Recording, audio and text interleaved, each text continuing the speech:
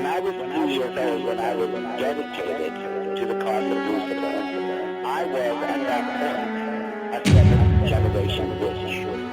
I was laying there, practically naked, and I had her hold me as if I was a baby. I couldn't talk. I couldn't open my eyes. I believe my eyes were rolled up back in my head. There was evidence of human sacrifice on this site. One of my first questions I asked the guy, is there evidence of human sacrifice? Now looks around there, yes. We found the man with his fingers like who was Richard Backer. And it started to come down the stairs and there was disgusting smell. And at that point, just basically said, do you know what they did to us? And that's when I fled that home. But no, they would touch me. They would put pictures in my head if they wanted to communicate with me. Human sacrifice. Human sacrifice. Human sacrifice. Human sacrifice. Implants are real, okay? You know, we've got them on X-ray, we've got them on CAT scan, we've got them on the Gauss meter, which measures magnetic field, 7.5. We've got them on an ultrasound machine. It's right there. It's hard, physical evidence, not delusionary. Okay, guys, we're back on Conspirinormal. It is now 2017. Yeah. And hopefully you heard the new theme song. I've heard that was actually being worked on by Mr. Luke, who of course isn't here as usual, but we've been teasing this song now for months. We have to have I think we've been teasing it for a year, actually, not months, probably years at this point. Well, the reason why we don't have Luke is that it's 11:30 a.m. for us, and we have a guest that we're actually speaking to across the proverbial pond, as I like to say, and that is Miss Steph Young. Steph, it's been a long time coming, and I'm really stoked to have you on the show. So welcome to Conspirinormal. Hi, thank you for having me. Thank you for coming on. It's I was going to mention too that it's been really, really cold here in Nashville, and apparently it's just as cold in England. So, as we were talking before, yeah, it's freezing cold here. But I just had a power cut, so I was running around like a maniac looking for candles, and it was all a bit hectic. Yeah, hopefully the podcast God's continue to smile on us. It's not been too kind on us lately, but it's good that your power is back on. So, Steph, I just want to kind of, before we get into talking about your book, Panic in the Woods, I want to kind of get a feel for how you got interested in these type of just like weird, arcane kind of subjects that you talk about. What really sparked your interest in that, and made you to want to start writing about this kind of material? Well, I'd always been fascinated with near-death experiences and life after death and angel encounters and things like that. And I used to read magazines that you could buy in the newsagents here. And then one day I thought to myself, I'd really like to write one of these articles. So I said to them, could I write an article about weird creatures in the woods? I don't know where I came up with that from, and they said, yes, you can. And then I thought, oh no, what have I done? So I wrote it, and fortunately they accepted it. And I started writing, magazine articles. And then I thought, oh, I'd really like to write books.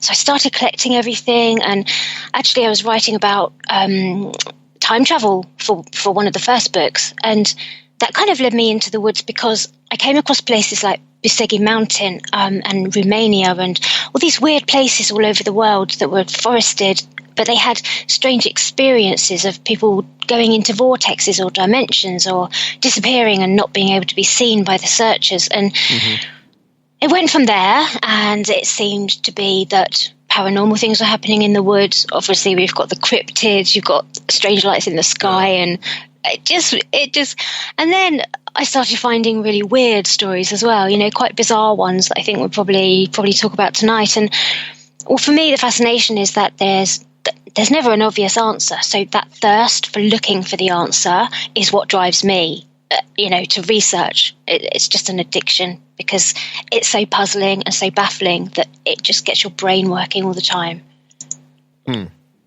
What kind of cryptids, like what's kind of famous cryptid that one would normally associate with England?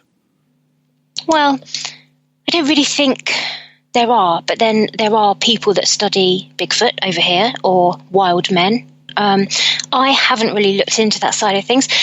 Traditionally, the UK, Ireland, Wales would be the black shuck, so not so much a cryptid, but the phantom big black dogs. Right. That's traditional. The Hound of the Baskervilles stuff. Yeah, many sort of 1800 and 1900 accounts of that. In terms of cryptid, we do have escaped pumas and things that seem to have bred, so there are often really big cat sightings. Yeah, I've heard of that. Yeah. That's interesting stuff. Have they actually proven that's an actual real thing? Not really. No. There's always photographs, and sometimes they do look absolutely huge, but one has never been caught, as far as I'm aware.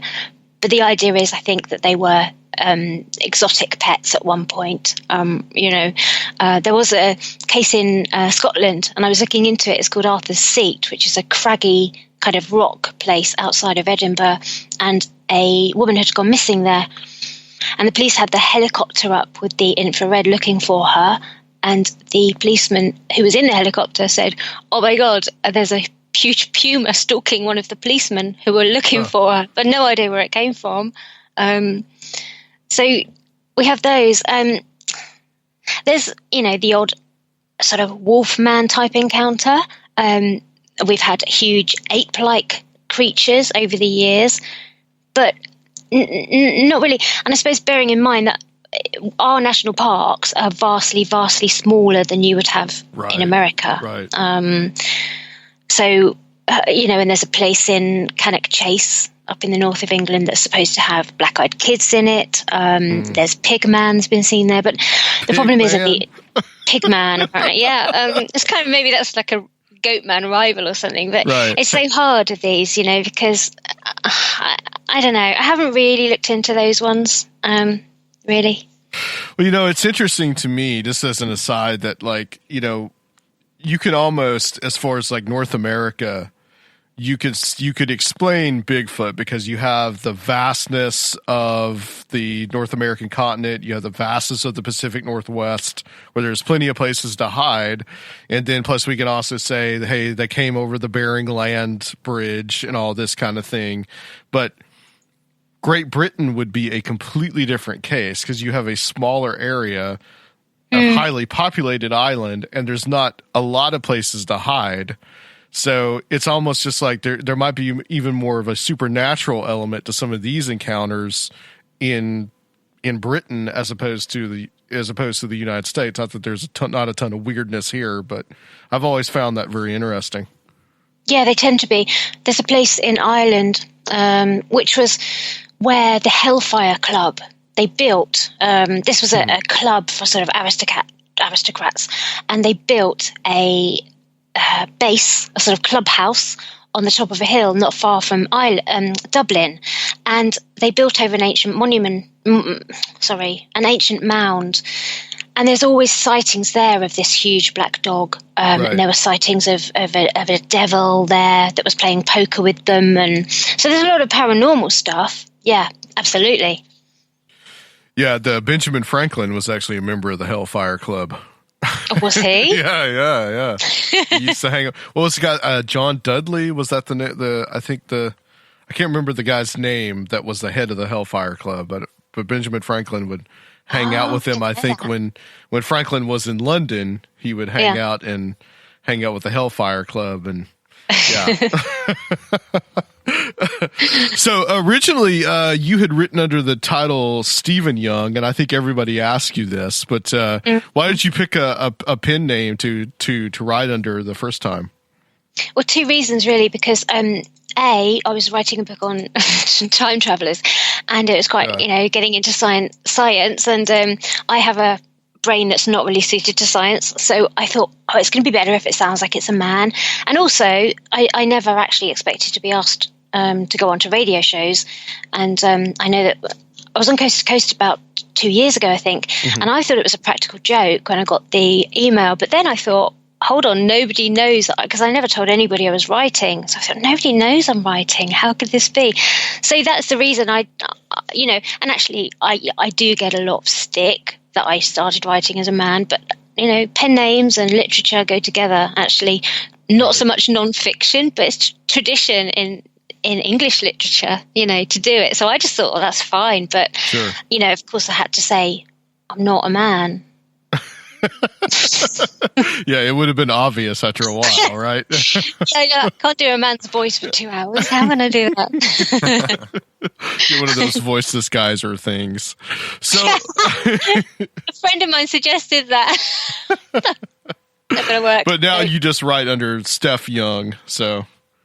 Yeah, I don't think I can actually change it on Amazon, or I would have just got it all changed. But yeah. Mm-hmm. So how many books were actually written under the Stephen Young? I think some are Steph, some are Stephen. If you put one or the other, right. I think they just come up now, because fortunately you just knock a bit of the end of the name off and it's, it'll show up. Yeah, that's true. So let's talk about Panic in the Woods. This is an interesting book, an interesting title. Some of it has to do with woods and some of it doesn't. And there's one story that's really crazy, creepy, that has to do with woods. But let's start off with, I want to talk about the Donald Kemp disappearance. And this is a very odd and strange and kind of a convoluted story. So let's get into that. Like what happened there?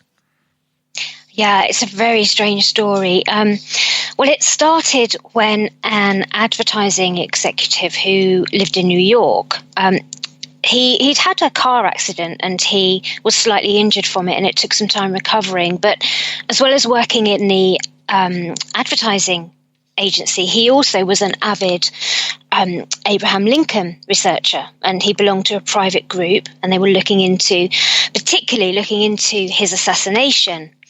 Well, he decided that he was going to quit his job.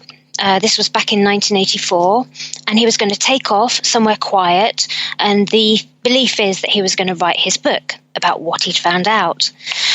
Well, his sister, many years later, was the one that really provided a lot more of the story to this.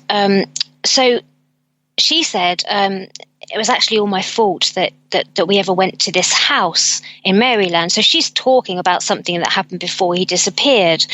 And she says it's all just so bizarre. There's so much more to this than people knew. Well, I mean, it encompasses, maybe unexplained deaths, government conspiracies, UFOs, seances, cattle mutilations. It's got the lot, really. But so he set out, and he was driving through Wyoming when he, for some reason, must have abandoned his car and disappeared.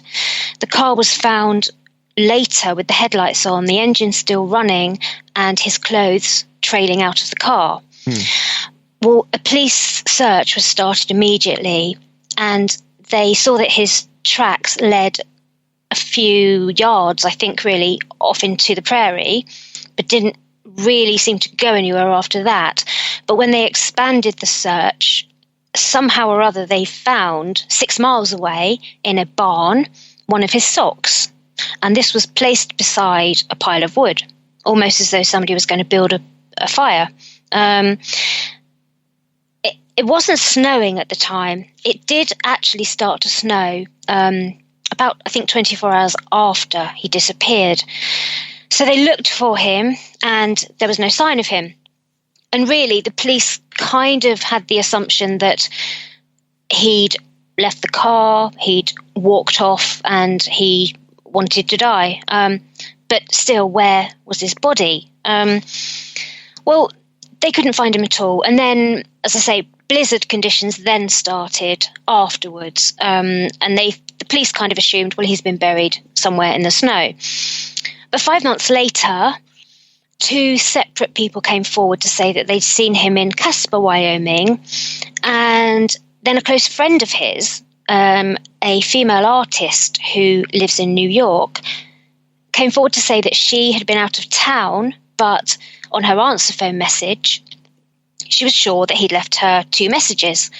She was absolutely sure it was his voice, and the police managed to trace the phone number, and it went back to a trailer in Wyoming. Well, the trailer was owned by a young man who was called Mark Dennis, and he was asked about the phone calls, but he said, "I've no idea what you're talking about." Well, the phone calls did appear on his phone bill, and the sheriff questioned him several times about these calls, but he denied ever making them. And the sheriff said that he was satisfied he hadn't made them. Well, even stranger, though, was that his sister said that this man, the young man, looked so much like her missing brother that he could have been a doppelganger. And she said, if you'd have seen them in high school photos, you would have said that they were twins. Well, he eventually, because he was getting harassed, and this man in the trailer, saying, "I've got nothing to do with this," he eventually got a lawyer a few months later, and then he moved away from the area. Well, fast forward to 4 years later, and his body is found. So his body is found very close to the spot in which his car had been abandoned on the road in the prairie. But his body is in pristine condition, and it was suggested that he'd died of exposure not long after his disappearance. But the thing was, his body had no predation on it, so it had been supposedly lying out on the prairie for 4 years, but no animals had gone near it. And of course, also, if it was there now, why wasn't it seen between the 4 years that he'd been missing? Right, because the snow's going to melt. I mean, yes, he would clearly be laying there for 4 years, 4 years, spring and summer, be a skeleton, really, honestly. I know, and then things get really weird, because his sister said, well, she received a phone call from a man who was a doctor at the Smithsonian Institute and was also a consultant to the FBI. And he said to the sister, "I'd really like to see your brother's body." And she said, "Well, of course." And they gave the body, and he conducted his own research into it. And he found that the man was missing his hyoid bone, which is the bone that supports the tongue in the mouth, and he had a tiny hole in the top of his head, in his skull.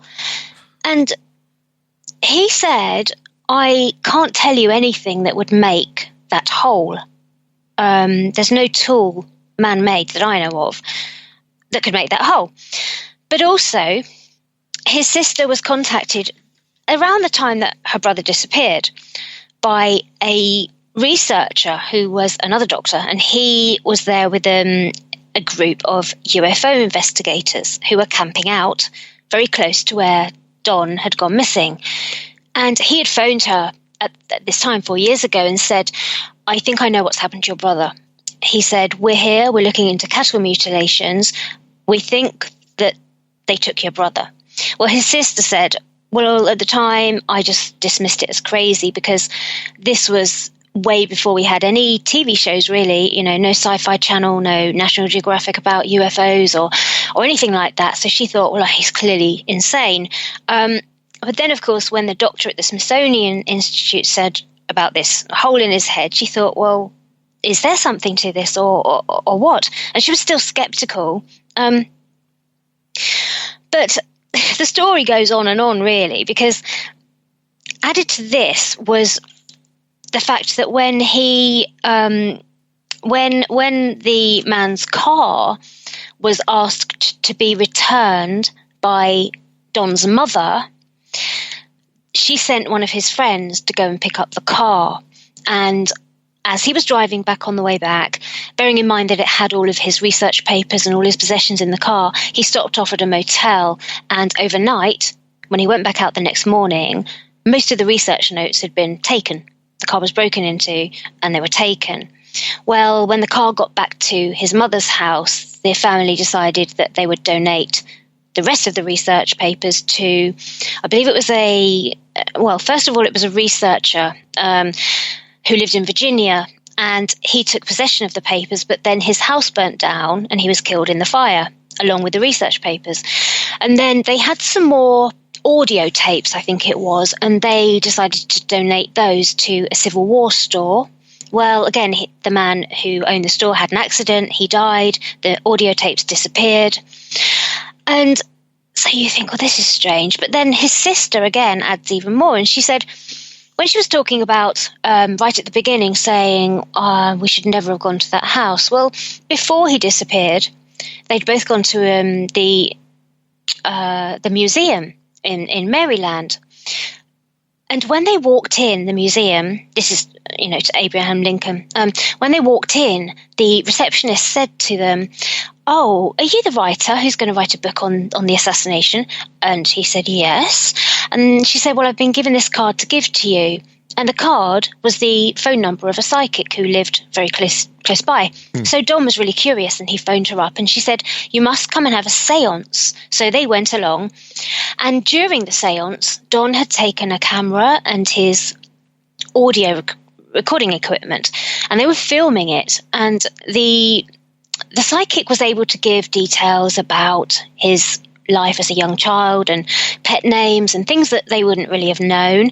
So his sister was convinced that she was genuine. And then partway through the seance, they see a apparition of a woman standing in the doorway who is wearing an old-fashioned clothes, sort of like a bustle. And all of a sudden, she said that the light started flashing on and off, and then the psychic appeared to have a red line going from one side of her neck, as though her throat was being cut. And she said, the sister said, all hell broke loose. It was screaming and mayhem. And eventually, she said, Don took control, and he just said, say some prayers out loud. And he led them in prayer, apparently. And then it all just calmed down again. Well, the sister said, I would never, ever go through that again. I'd never go back. She said, but I know that my brother did. And also, the sister added that before he disappeared, very, very shortly before, he said to her, I'm giving you this book. It was a book on the mysteries of the universe. And he turned to a page and he said, I don't know why, but I think this is going to be important to you. And it was a book, a page about the Pleiadians. And again, his sister said, well, I don't know anything about this. So I just put it on my bookshelf and I didn't, thanks. This thing just gets weirder and weirder. I know. It really does, honestly. I know.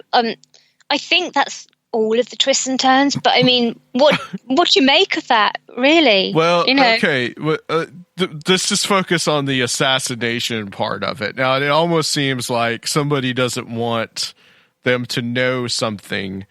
Like the things go missing, somebody dies in a mysterious fire, somebody else dies and tapes go missing. Right, 3 or 4 separate incidents to slowly and systematically destroy all this evidence.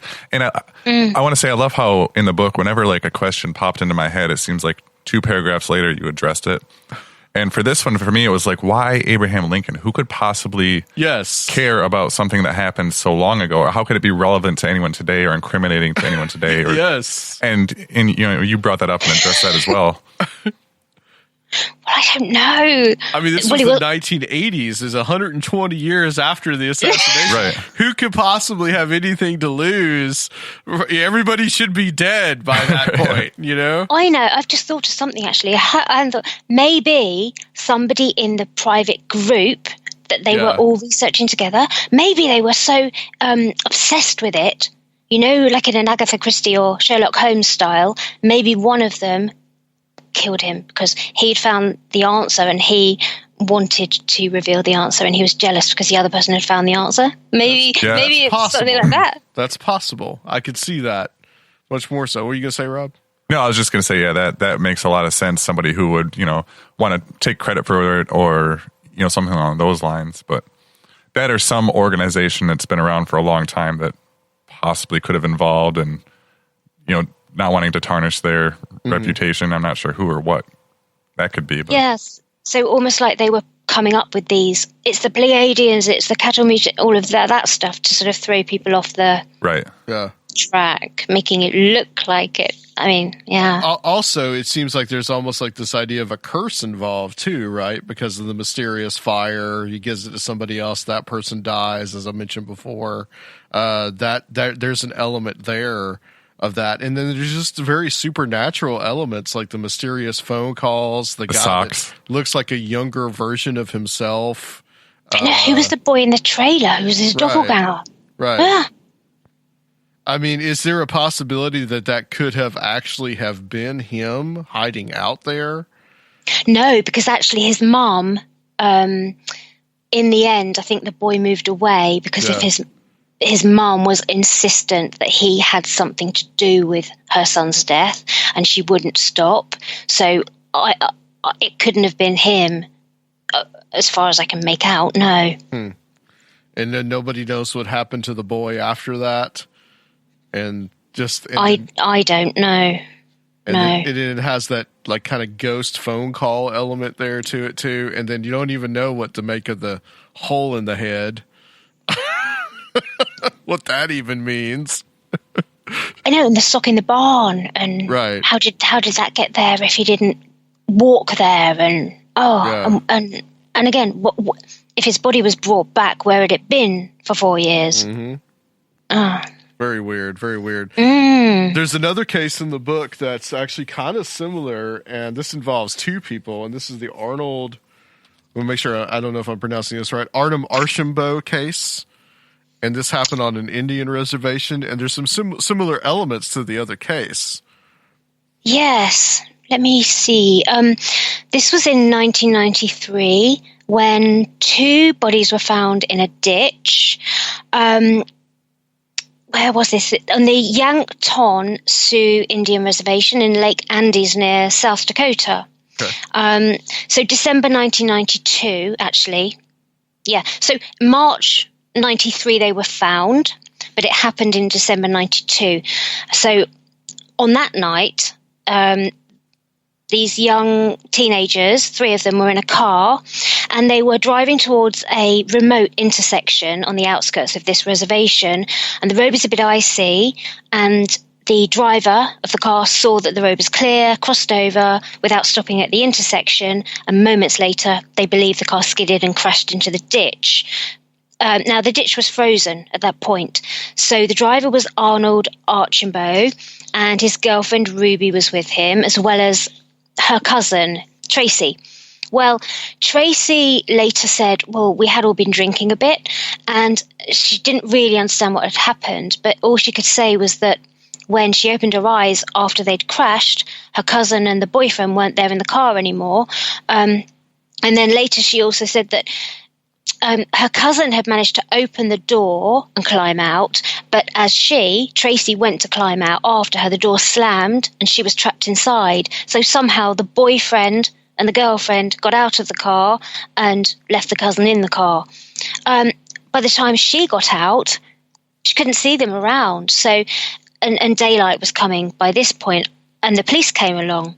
So immediately they started searching for these 2, the boyfriend and girlfriend who'd gone missing, because they thought, well, they've got to have serious injuries because of the way that the crash had happened, and also because it was freezing and frozen. They thought, well, they're probably going to go into shock and it could kill them. So the police looked everywhere for them, and they couldn't see any sort of tracks about where they could have gone, and they couldn't have fallen into the trench or the ditch because it was frozen. And there was a lake nearby, but they did have a look. They couldn't see any tracks leading to the lake, and also there was no holes in the lake that they could have fallen into. So they carried on, looked around everywhere, and in the end, after 2 or 3 days, they just had to sort of call it off.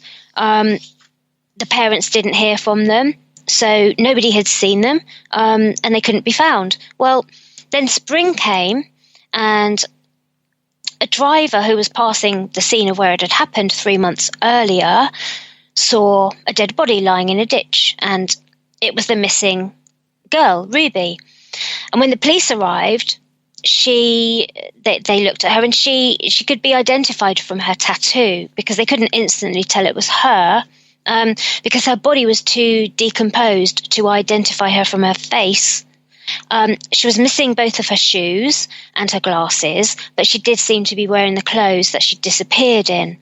Well, having found her, of course, they think her boyfriend must be close by, and they don't find him that day, but they find him the following day, just a few feet from her. But his body is not in any kind of condition like hers. So it's nowhere near decomposed like hers. He's almost pristine. And it doesn't appear that he was frozen anywhere. The weird thing is, though, he has got a key on him that they can't identify as belonging to any of the three or any of their relatives. So they've no idea where he got the key from. And the police, again, have got no idea. The sheriff in charge said it's the most baffling thing he's ever come across, because he was adamant, and he even got the rest of the police involved in the search to write affidavits to say, we searched everywhere. No, they couldn't have been frozen in the ditch. They weren't in the lake.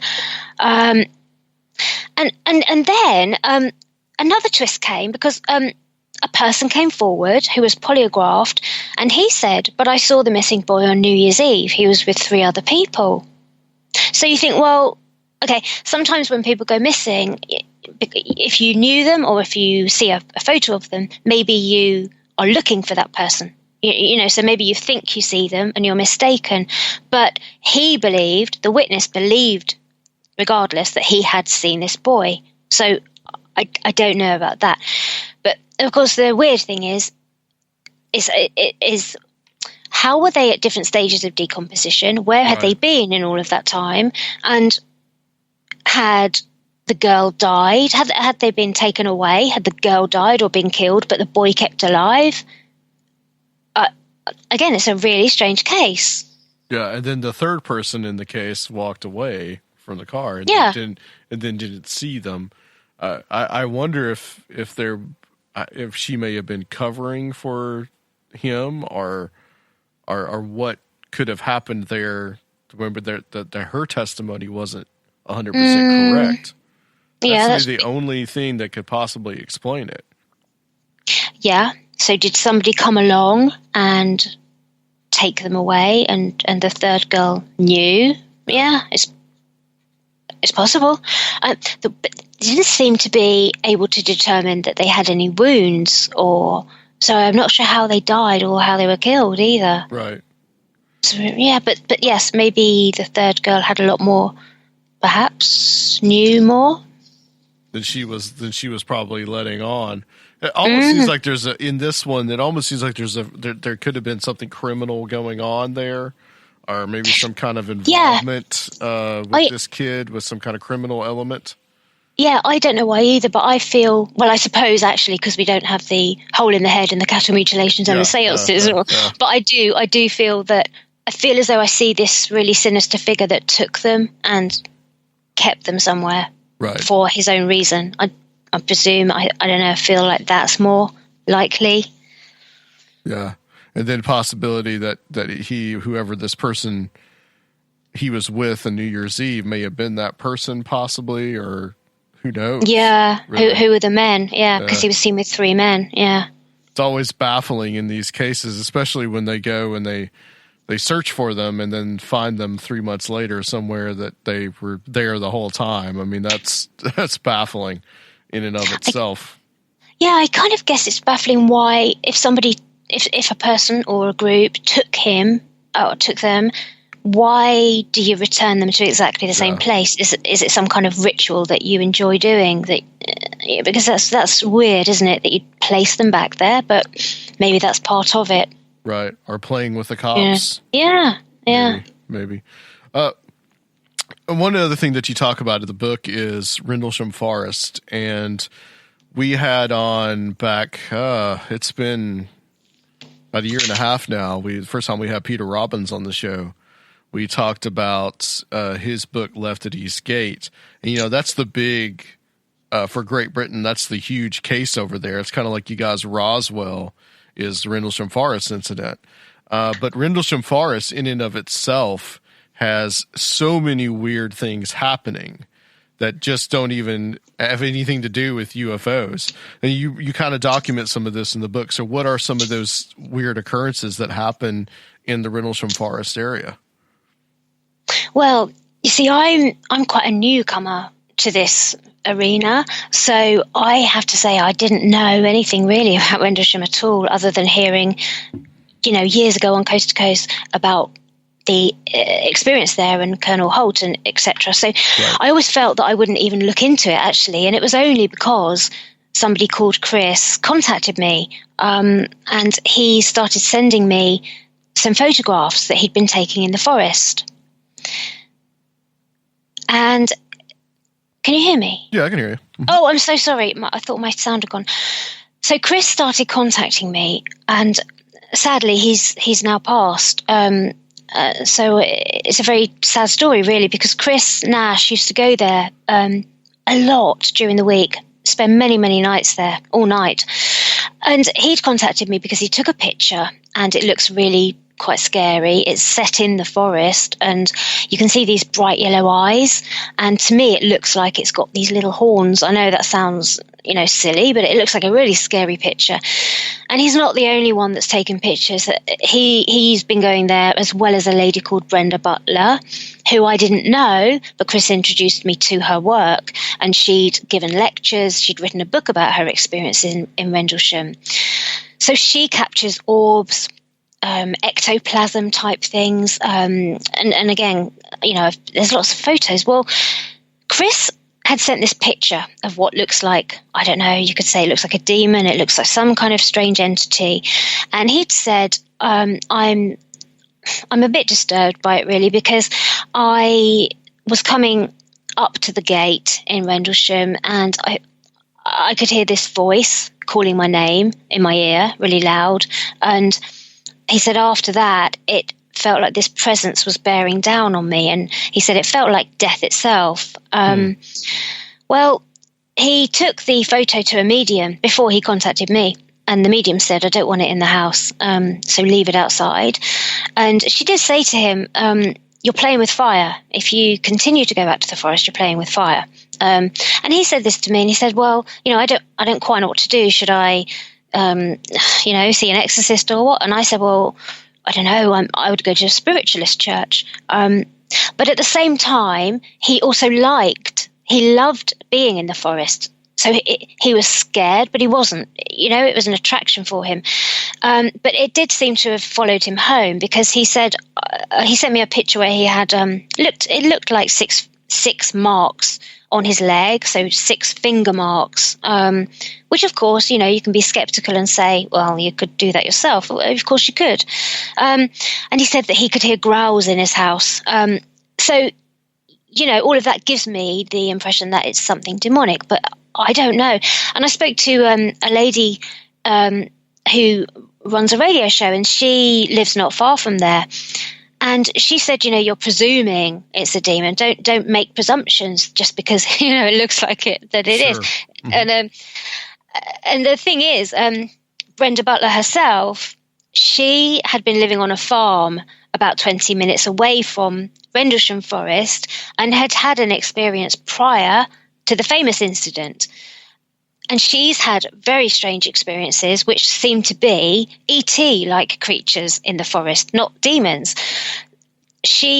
When she was a child, she grew up on a farm, and a year before the Rendlesham Forest incident, something landed in their field. And the next morning, her father and her saw the bright lights. The next morning, there was broken tree branches and impressions in the mud of the field. So she clearly thought something had happened. And she began to investigate really from there. And she talked about a rabbit catcher who had actually been out in the woods prior, again, to the December incident. And he had seen these children, or what he thought were children, dressed up. And he went towards them thinking, well, they shouldn't be out in the woods at this time of night. Like, how are they dressed?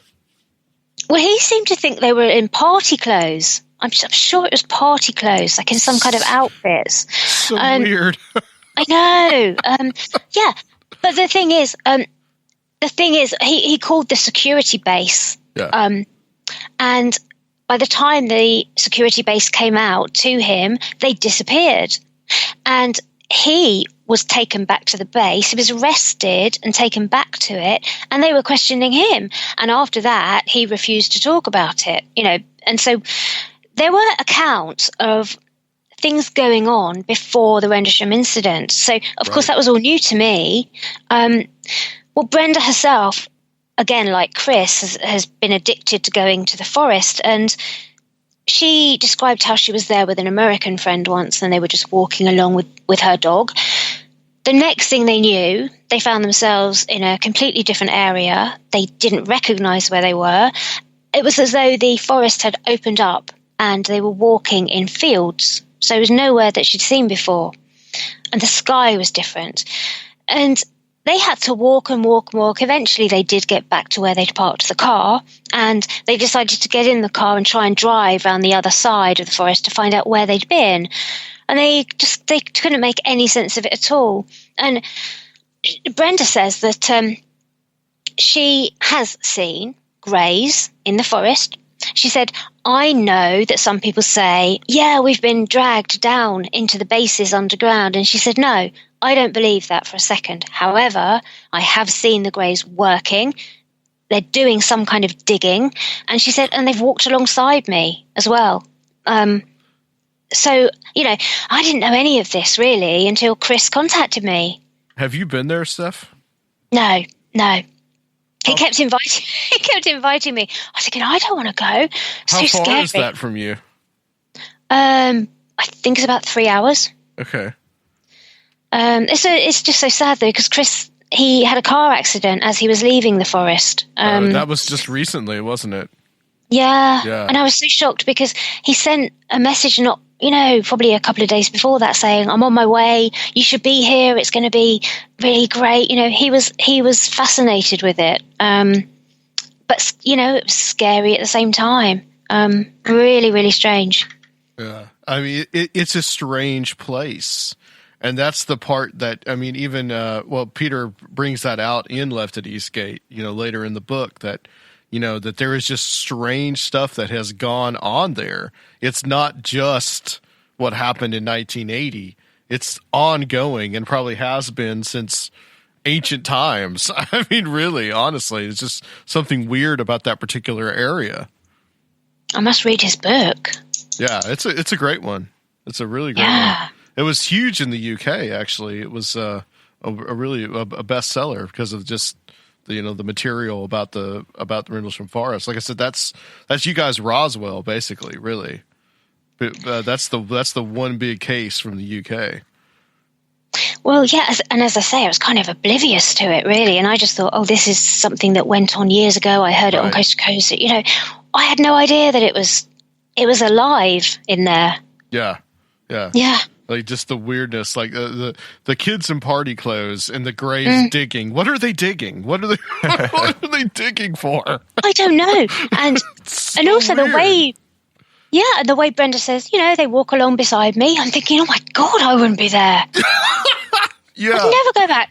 She's quite calm about it, matter of fact. Let's go see the greys. Yeah. My gosh. Well, talking about weirdos in the woods, let's get to this case because this was my favorite in the book, and this also has to do with our local area around Tennessee where we are. And this is the Heath Bullard and David Smith, and I'm not going to give anything away. I'm just going to let you tell this story because this is one of the most unsettling things I think I've ever heard in my life. I know. Well, you're going to have to help me out because I find it so confusing. Where have they gone? Oh, gosh. Okay, well, so these two boys, this is back in 1984, in August 1984. Was it 94? Because I think you said it was around the West Memphis 3. I think you mentioned that in the book. Oh gosh. Okay. Well, let's go with 94. I'm already confused. 94. You're right. Yeah. I'm just seeing. Okay. So these two boys, they're college age. They've just graduated actually, and so one is called Heath Bullard. He's 23. One is called David Smith, 25. So they leave.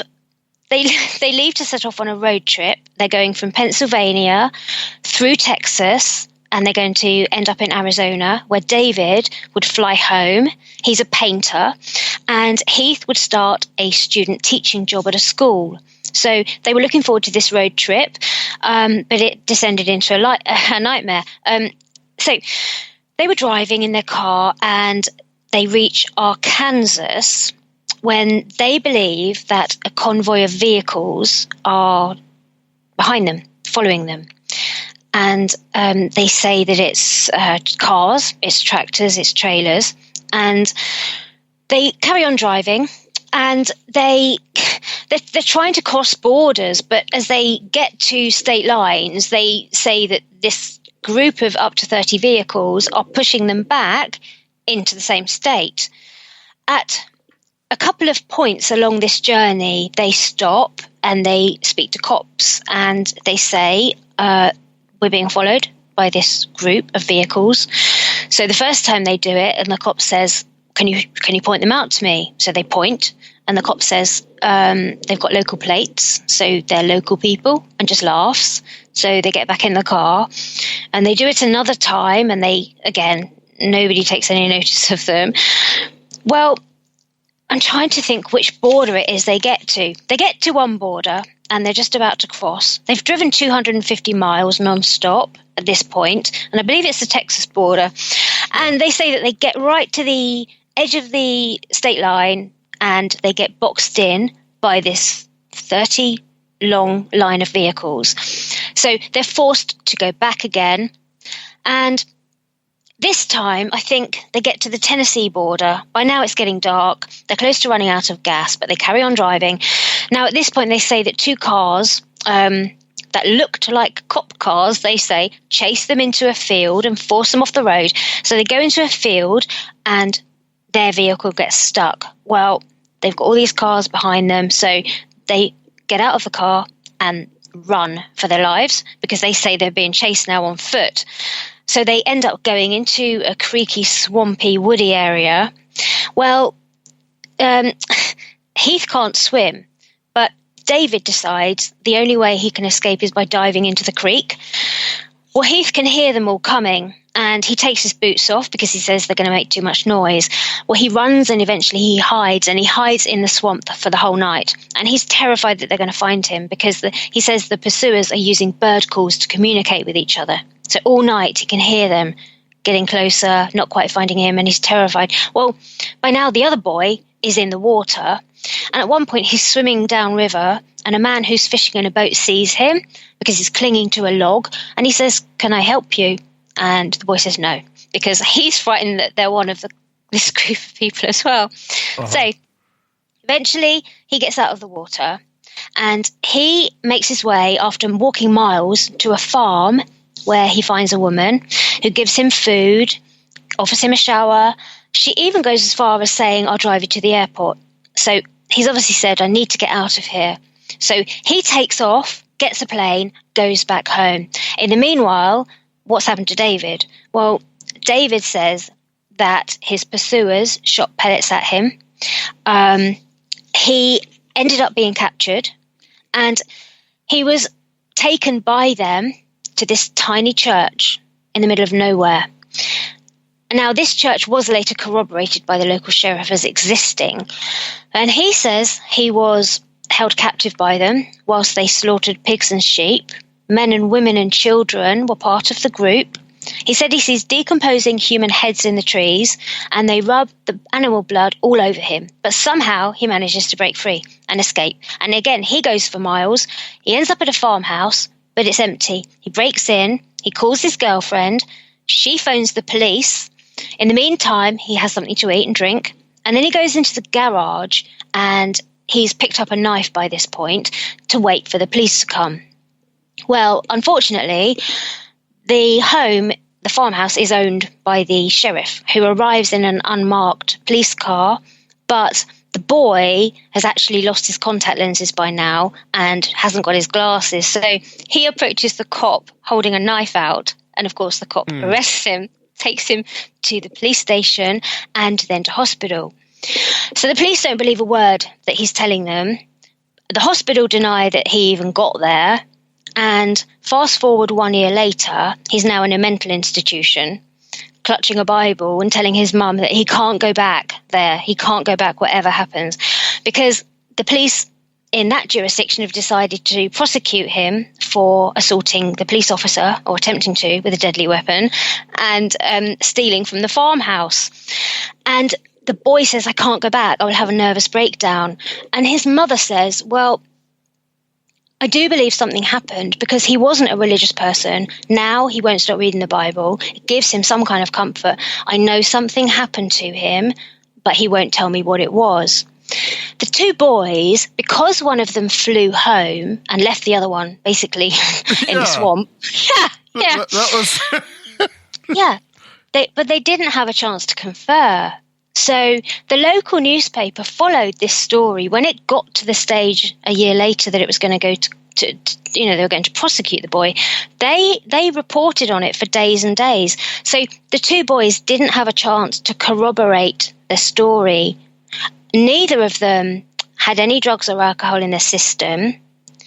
And one of them said, well, look, you can say that we were tired, we were dehydrated, we hadn't slept. You can say all of that. You can say we were hallucinating. But how did we get the same story? How did we both say the same story when we didn't have a chance to corroborate? The local sheriff said, yes, that church exists. He also said, well, we've heard things about cults, but I mean, only little things. So, they were just laughing. And it sounds like the most ridiculous story. And yet they never changed it. Right. And also they kind of said, the families said, look, they're being ridiculed. Why would they make something like this up? One of them ends up in a mental institution. He was going to be a teacher. They got nothing to gain by making this story up. And yet it's so preposterous at the same time. Right. I think the most weird part for me, well, the whole thing's weird, but the odd part is the 30 cars that kept following. I know. Yeah. Well, that and the, if it had all taken place in one small town with one sheriff department, yeah, it would be a lot easier for me to buy into their whole story. But the fact that it happened over like the course of a state, with distance separating it in two different police departments, denying it, like it starts to be a little bit too big of a conspiracy there.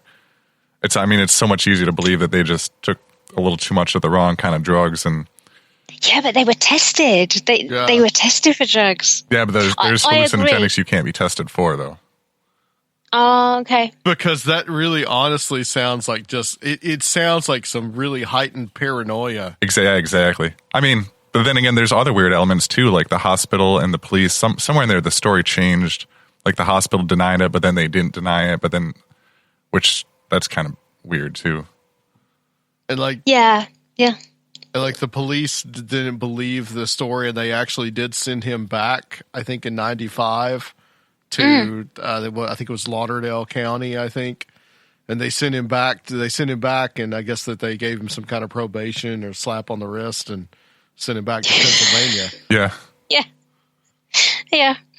But just bizarre, and the whole cult aspect of it too, and the guy that was on the boat even testified and said, yeah, he saw him in the water and asked him if he needed help. Well, the police said that's how they spurred this search party, because he came forward and he was like, I saw some guy in the river and he refused help. We should probably go look for him. Right. It's just crazy. One of the cops said, one of the sheriffs said, well, you can tell when they abandoned the vehicle in the field, his only answer was, well, you can tell him it's $50 a day to come and get his stuff. You have to wonder if they just got really paranoid and then somehow ended up in the hands of a real cult. I don't know. It almost there's so much of it that just defies belief, but the story is there regardless. I know, crazy. Something happened to me as a child, but I was a child, so that's excusable. But my dad used to play cricket every weekend, and it was in a place that was really countrified. And at the back of the cricket field was this lake that people used to go fishing on. So one day, all of us kids were out on the towpath in the woods where the lake was. And one of us, not me, but one of them said, oh my God, he's got a gun. So we just went, oh my God. I remember I tore my jeans open because I was scaling a barbed wire fence trying to get away, thinking that I was going to be killed. And we ran across the cricket pitch, which of course is not the done thing when they're having a match. And we all ran screaming, with blood pouring down my legs. It was his fishing rod, wasn't it? Yeah. That he was carrying. We thought it was a rifle. I mean, we don't even have guns in England, but, one of us said it. The rest of us just got so paranoid. Yeah, it could all just be perception, possibly. Maybe he did come onto that church, and maybe... Well, that's what I'm saying. I think they totally believe their story. I mean, looking at the aftermath and everything, but they were together for a lot of it, so they could have built each other up. And Right. And it's possible... It's possible being from Pennsylvania, and then if they were on something, if they'd taken the brown acid, just say that they did, maybe that he did get somewhere, he got to this church, and they don't know kind of the local customs, and people are really weird, and he's tripping balls, and whatever he interpreted it as being, they may have been trying to help him, and then he was like, oh, there were heads in the trees. I don't know. I'm just trying to explain it in a way that makes sense. But if it was a trip, what a trip. Yeah, really. Yeah. It's true. How frightening. One of the... In that same chapter, you also talk about the Hosanna Church, and this is something that happened, I believe, 12 years ago now. And I myself had not really heard a lot about it. I kind of heard it in news reports and maybe a couple other people talking about it on podcasts. What made you want to write about that? Because that goes into some things that we've actually talked about on the show too, like about the satanic panic element to things, and which we're kind of seeing coming back now with the Pizzagate stuff. If you've been paying attention to any of that. I have, yeah. The reason I wanted to write about it was because I was looking into a couple of the books I've written about the college boy drowning cases. I was looking into some symbology that I'd come across something, and the only thing it reminded me was of something in True Detective Series 1, the Woody Harrelson and Matthew McConaughey, which was an amazing show. And so I had to rewatch the program to try and find this. I had this connection in my head. I was trying to put things together. And as a result of that, it made me think, hold on, wasn't that based on a true story? Did some research on the internet. Oh, okay, so it was based on this case in Hosanna. And I thought, hold on, let me look into that one. Yeah, because I didn't know about it. And that's how it kind of led me to it, really.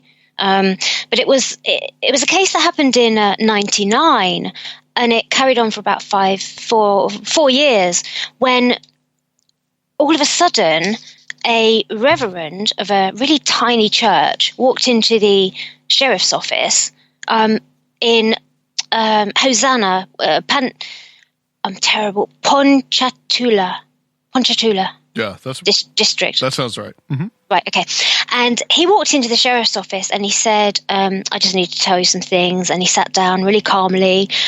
And it was just a living nightmare what the sheriff heard. He talked about dedicating a baby to Satan and all this ritualistic stuff that had been going on in his little church, of which there was only probably, less than 30 members. So I tell you also the connection with the True Detective, of course, because there was that scene in the film, the black and white film that they watched, where they were wearing these horrible masks. Mm-hmm. Well, in this church where this supposed satanic abuse was going on, this pastor said that they used to wear these masks in which to carry out the abuse. So it turned out to be true, and this pastor was actually abusing his own sons, although they said he was, and then they retracted it. But several members of this group were, including the deputy sheriff, was arrested at one point, and it was true that they were carrying out these rituals. The thing was, the prosecutor, the defender for the accused said that they played down the ritualistic side of it because they knew that people just laugh it off or just say that's ridiculous. And he said, well, actually, abusing kids is bad enough, so let's go with that. Forget the satanic stuff. We'll get them on this anyway, so let's keep it serious.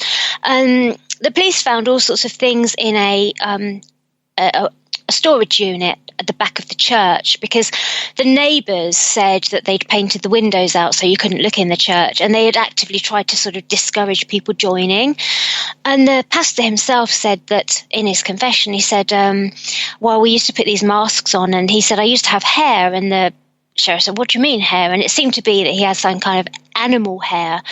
And he described himself as shifting, almost like he got possessed into some kind of animal when he was doing it. But you can say, well, he's trying to pass the blame onto, being possessed. And he blamed a member of the congregation for telling them to write down all their sins, and it kind of grew from there, and they acted out their imaginary sins, and that she had this spell casting ability, and that she held them in their thrall, and she'd been the one that had done it, But there was prosecutions.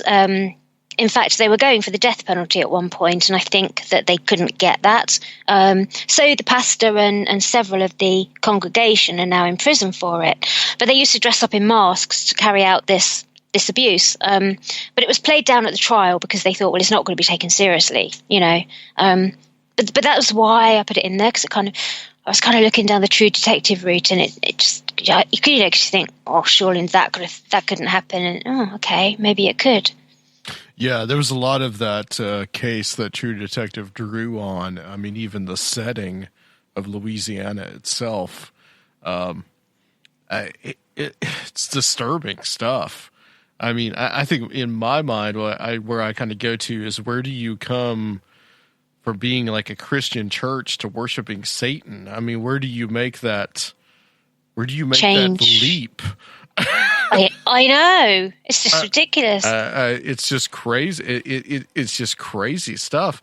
And what do you think about some of the other cases, like just like the satanic panic cases? Have you looked at any of that stuff, like the McMartin preschool case here in the States? And I know that there's some things like over there in the UK. I think David Icke talks about this a lot. The is it Jersey Island? One of the Crown Islands that is there's like a pedophile ring, and of course you guys have the whole Jimmy Savile thing over there, which was shocking. Yeah.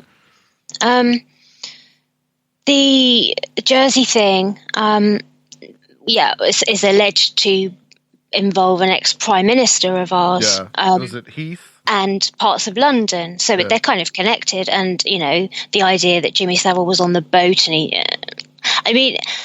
the problem is we had a really long police investigation in the last couple of years, and they arrested some really high-profile people. Now, what's done some damage to that is that some of the witnesses were known to have mental problems and were known to create abuse stories. So the police finally looked into it, and it's still ongoing. And and we've also had a problem in that a high court judge who's been brought in to investigate, we've had about 3 quit in a row. So they keep quitting, and it doesn't get done. But whether or not there's any truth in it is so difficult to know, because the police did the right thing, and they arrested all these people and went through all their houses and everything. But unfortunately, the most predominant witnesses were not reliable. So, and yet there are probably hundreds of other witnesses as well that do say they were abused. So it's impossible to really know the truth or to get to the bottom of it. And of course there's all these allegations, and there probably is some truth to some of it, but I don't know what the truth is right now, because it's all still ongoing. I mean, Jimmy Savile, yes, he did. Yeah. People said it for years, but nobody took any notice. The general public just thought he was really creepy, but I don't think necessarily knew anything about what he was really doing. No. Yeah, I mean, you just look at that guy and you just kind of like, there's something wrong there. And there was also that famous interview that Johnny Rotten of the Sex Pistols gave in 1978, where he said that, that Savile was into all kinds of shady things. And, so people knew, I think, that we're in the establishment or it was just kind of gossip that was in the air. But once he died, it all came out. And I think that was probably by design as well. I mean, one of the creepiest things is that he lived in an apartment in Leeds, and at the time of the Yorkshire Ripper, not the Victorian one, but the more modern one in the 70s, and he was going around attacking mainly prostitutes at night, hitting them with a hammer and killing them. And at the time, Jimmy Savile had a flat that overlooked a park in Leeds, and the police actually interviewed him and questioned him over the Yorkshire Ripper cases, and even took impressions of his teeth, because one of the bodies was found in the park. Now, that's not to say that Jimmy Savile had anything to do with it. I don't think he did. But then there's that famous picture of him shaking hands with the Yorkshire Ripper in the mental hospital. And he used to have an apartment in the mental home there and just roam the wards at night, roam all the hospitals at night, and go down to the morgue. I mean, if he was the seventh son of a seventh son, I think he was a necromancer. Yeah. I mean, it's insane. Yeah. There was all kinds of weirdness. And then the just the connections that he had, I mean, into the royal family, into the people of power, actors, musicians, all those connections. I mean, the guy, I think there's so much more to it than anybody's ever going to know. But also, with the thing about him maybe having some kind of occult power, it's almost as though he had the ability to charm people, Yeah. To get into the circles he got into. Somehow he charmed people as well. So even those who didn't know what he was doing, everybody was just taken completely by him. Right. And to say something too about some of the unreliability of witnesses at certain points. There's this whole idea of the witnesses saying things that don't make any sense. Like in the McMartin preschool case, if you're familiar with that one, that was on the military base in San Diego. This was in Los Angeles, I think. This was a preschool where they accused them of satanic rituals and taking the kids down to tunnels underneath the preschool, which is very similar to what you're hearing with the Comet Ping Pong stuff with Pizzagate now. But the kids would say all this stuff, but then talk about all these satanic rituals, but then they also would say stuff like Chuck Norris was involved. And so the testimony of the kids wasn't always reliable and that they were making things up. Yeah. Oh, I see. I see what you're saying there. Yeah. Yeah. So let's move on to another story in the book, and this is the Geraldine Largey disappearance, and this is similar, I think, to the first two. It has some weird aspects to it as well. With this woman that disappeared on the Appalachian Trail. Yeah. So a lady, she'd set out. Geraldine had set out to cover the 1,165 miles of the Appalachian Trail back in 2013. Well, she was an experienced hiker. So although she was in her, I think it was 60s, but she was a very experienced hiker. And in fact, she set out on a practice run of a 200-mile hike. And she'd planned every part of the trip so infinitesimally with spreadsheets. Everything was planned. So she took off with a female friend, but the female friend was called back home because of a family crisis, and Geraldine decided to carry on alone. Well, by this stage, they'd already been on the trail for 9 weeks, and nothing had happened. Everything was fine. So she thought she would be okay, and in fact, much later, when her body was found, she still had some water, but she disappeared on this trail. Now, she was about, I think it was 8 miles from Spalding Mountain, and she'd spent the night in a lean-to, as she had planned to. She was then going to hike for another 13 or so miles, and she was going to meet her husband, who'd driven to meet her there. Well, he waited for her in his car, and by the afternoon of that day, she hadn't arrived. So he slept the night in the car. By the next day, he was concerned, and he saw a passing police car, so he stopped, and that's how the search started. Well, the searchers obviously first checked the trail that she was known to have been on and expanded it by about 100 feet on either side of the trail. Well, it was in a very thickly forested area. There were small roadways, stream beds. The search turned out to be the largest in history in that state, and they actually covered 30 miles with an enormous number of volunteers and trained search and rescue. And the search lasted for 7 days with dogs, horses, and also helicopters, but they couldn't find a trace of her. Well, her son-in-law said if something had happened to her on the trail, she would have stayed put. She wouldn't have gone on and on. She would have stayed. She was sensible. There was a mystery phone call. A woman phoned and claimed she phoned a ranger station and claimed that she was giving a message from the missing woman to give to her husband to say that she would not be meeting him at the prearranged rendezvous. Well, despite subsequently a lot being made of this mysterious caller, a park spokesman has clarified that actually there was a mix-up in the message. So they're saying, and the police say, well, yes, there was a message, but it didn't relate to this missing woman at all, and it's got mixed up in the newspaper reporting.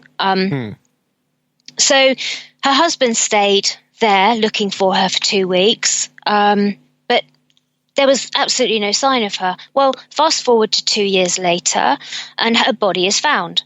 So she's 3 miles from where she'd last been known to have been walking, and it was about a 10-minute walk from a dirt trail that would have led her to a road.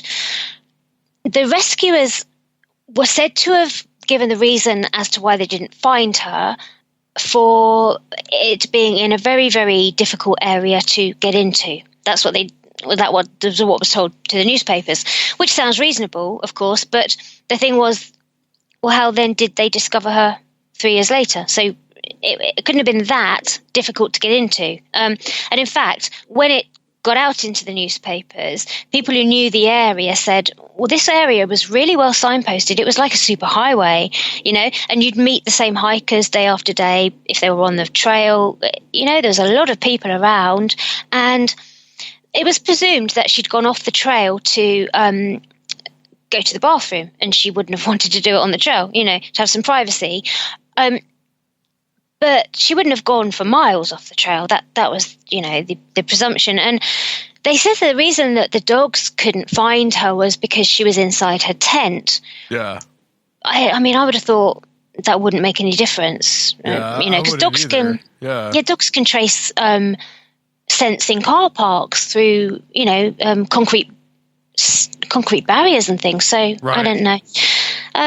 Anyway, and the sad thing is, of course, that when she was found inside her tent, she'd been alive for over 20 odd days, but she'd been presumably in that area. So if she'd been able to be walking around for, let's presume, at least a few days because she had water left, then why couldn't they find her?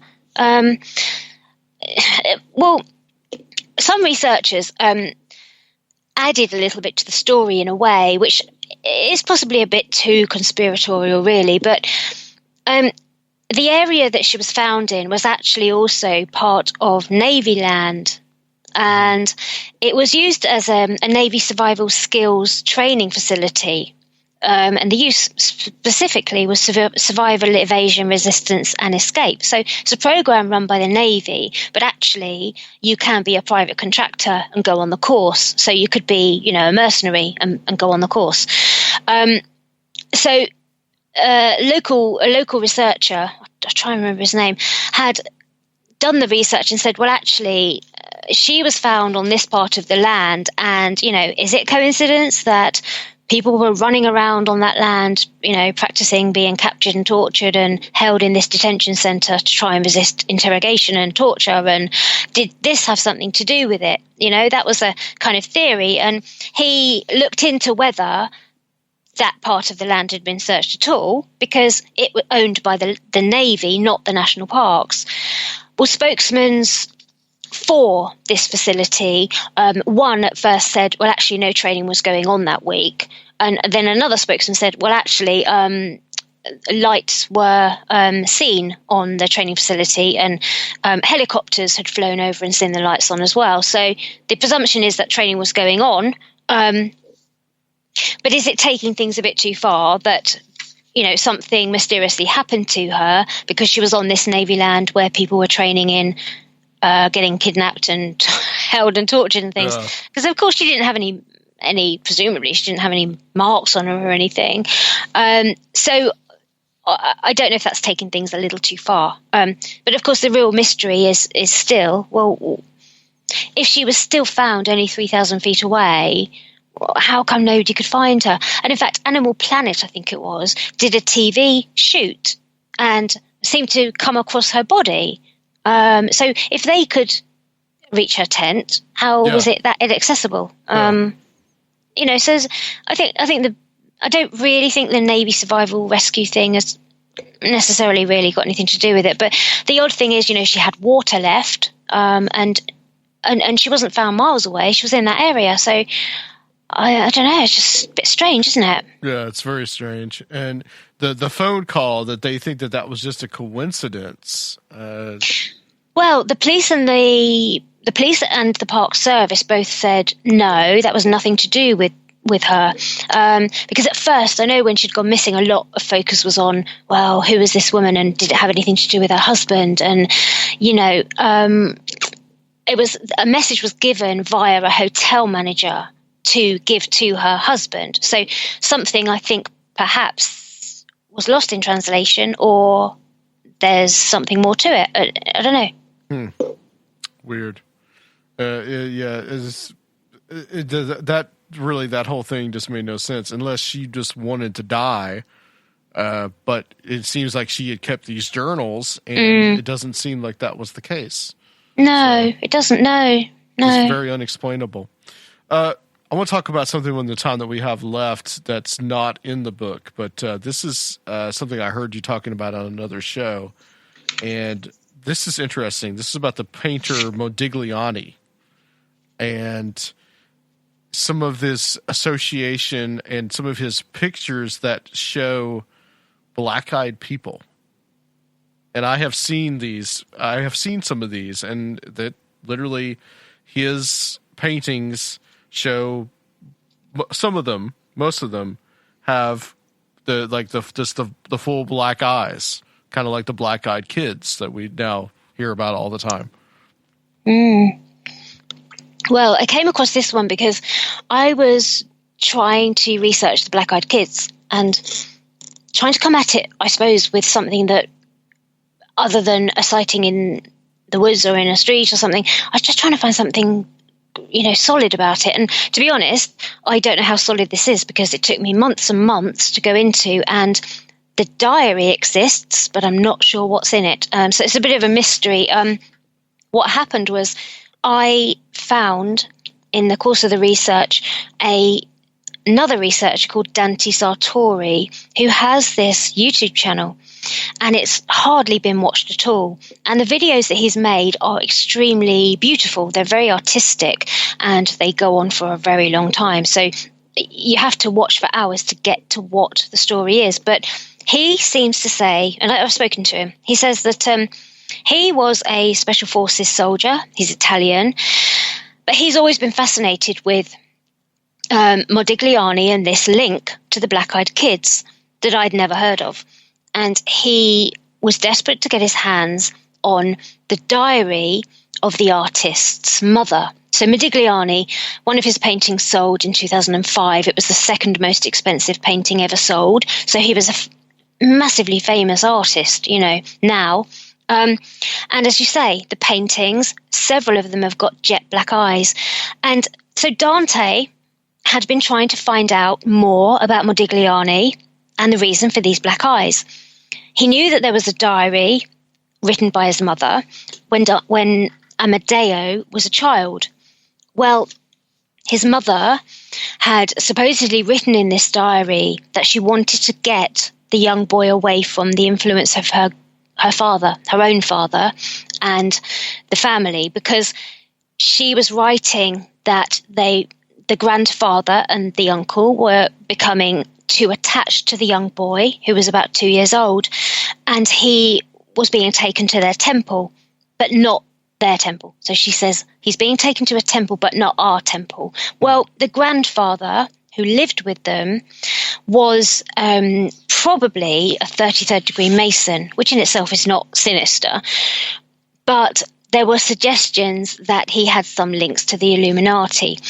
In the town itself where they lived, which was Livorno, it was weird because there were 18 Masonic lodges, which was over half the total number of Italy completely. So it was very heavily populated with temples there for some reason.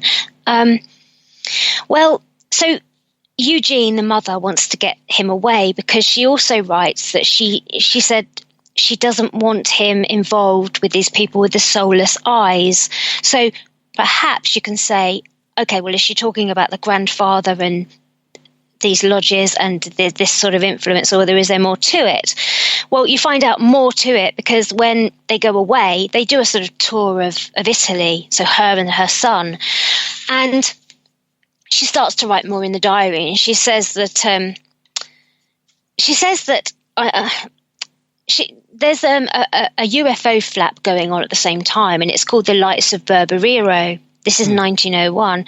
And she says that these lights seem to be following them. So they've seen these lights up in the sky, and Amadeo, the little boy, is fascinated by them.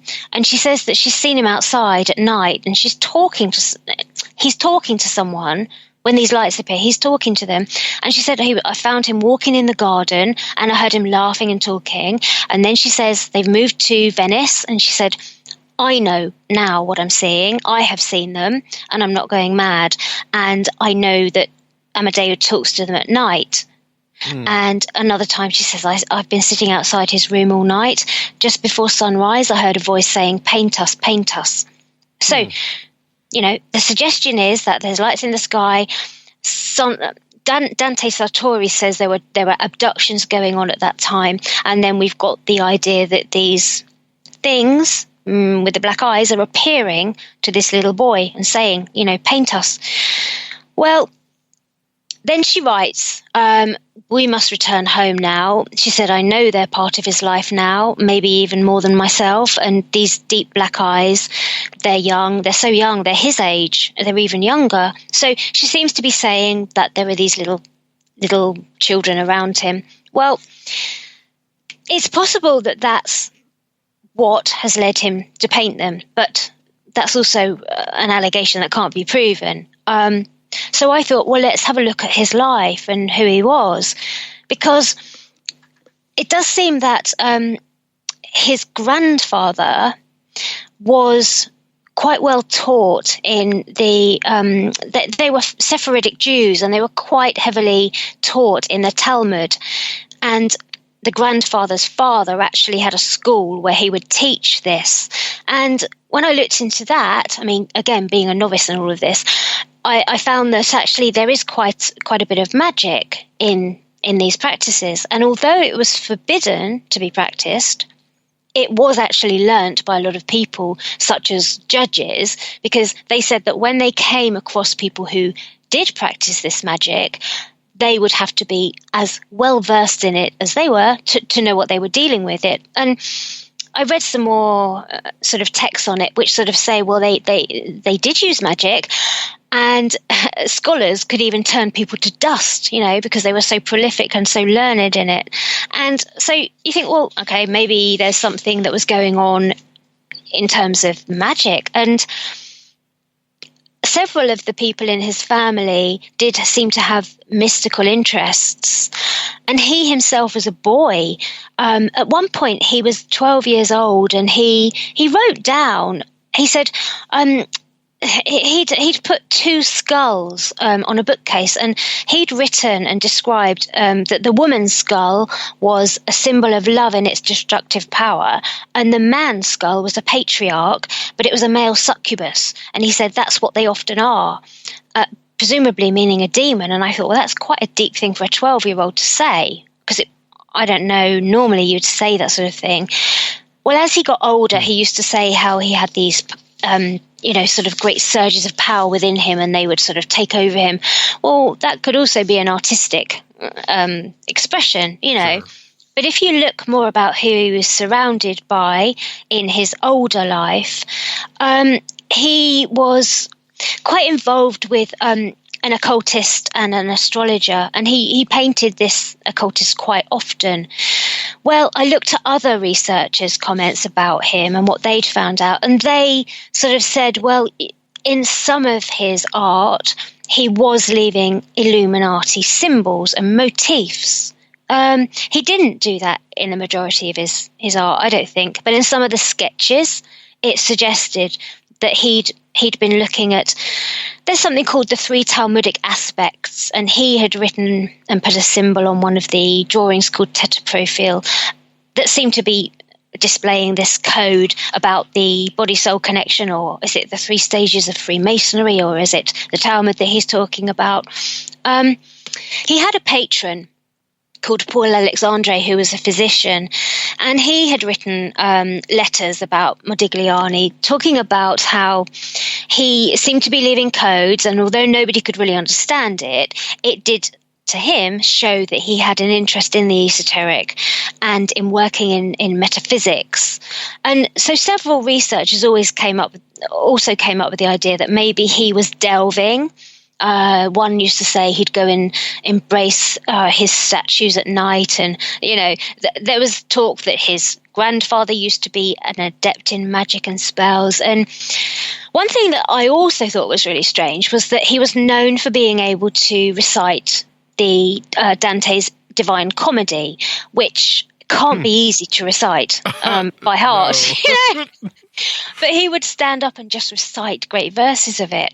And so people used to say how weird that was. And of course, there's also an unaccredited piece of art that another researcher has said has clearly got demons and flying creatures and symbols that he says were clearly Illuminati. So the suggestion is then that he was like Leonardo da Vinci, leaving these clues for people to sort of see if they were in the know.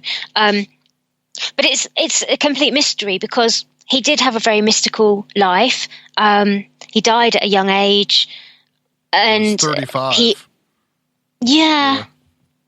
And I know that the diary exists, but I can't trace it. And in fact, I don't think I said, did I? But the story about how this researcher, Dante, got hold of the diary is baffling enough as well, because it seemed to be in the hands of a mob boss at one point in the south of France. And he used to go to the mob boss's house to look at the diary, and he could go to the house anytime he wanted. So there's so many strange aspects to it again.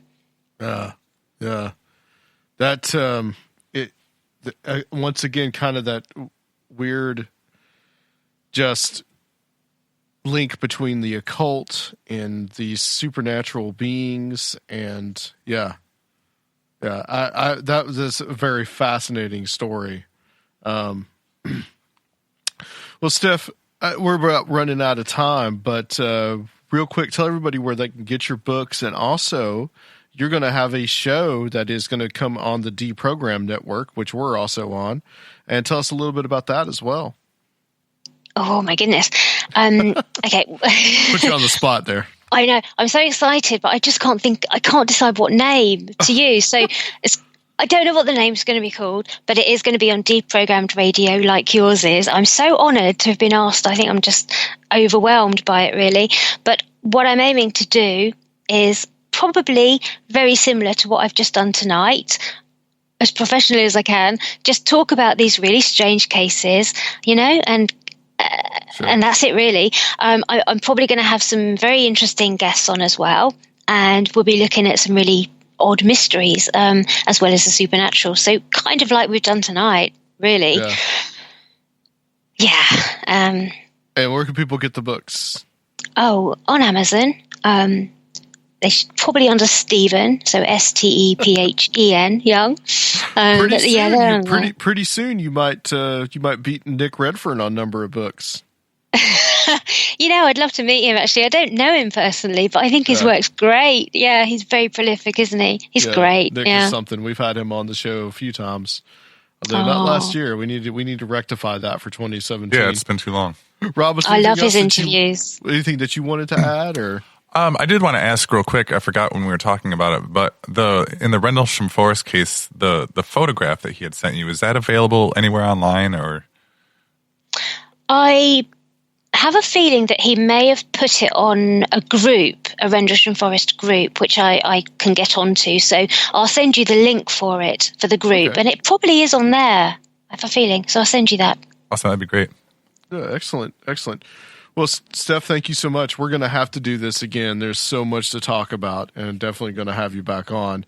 Well, hold on the line for us. We are going to close out this section, and guys, we will be back to talk a little bit about the beginning of 2017 on Conspirinormal.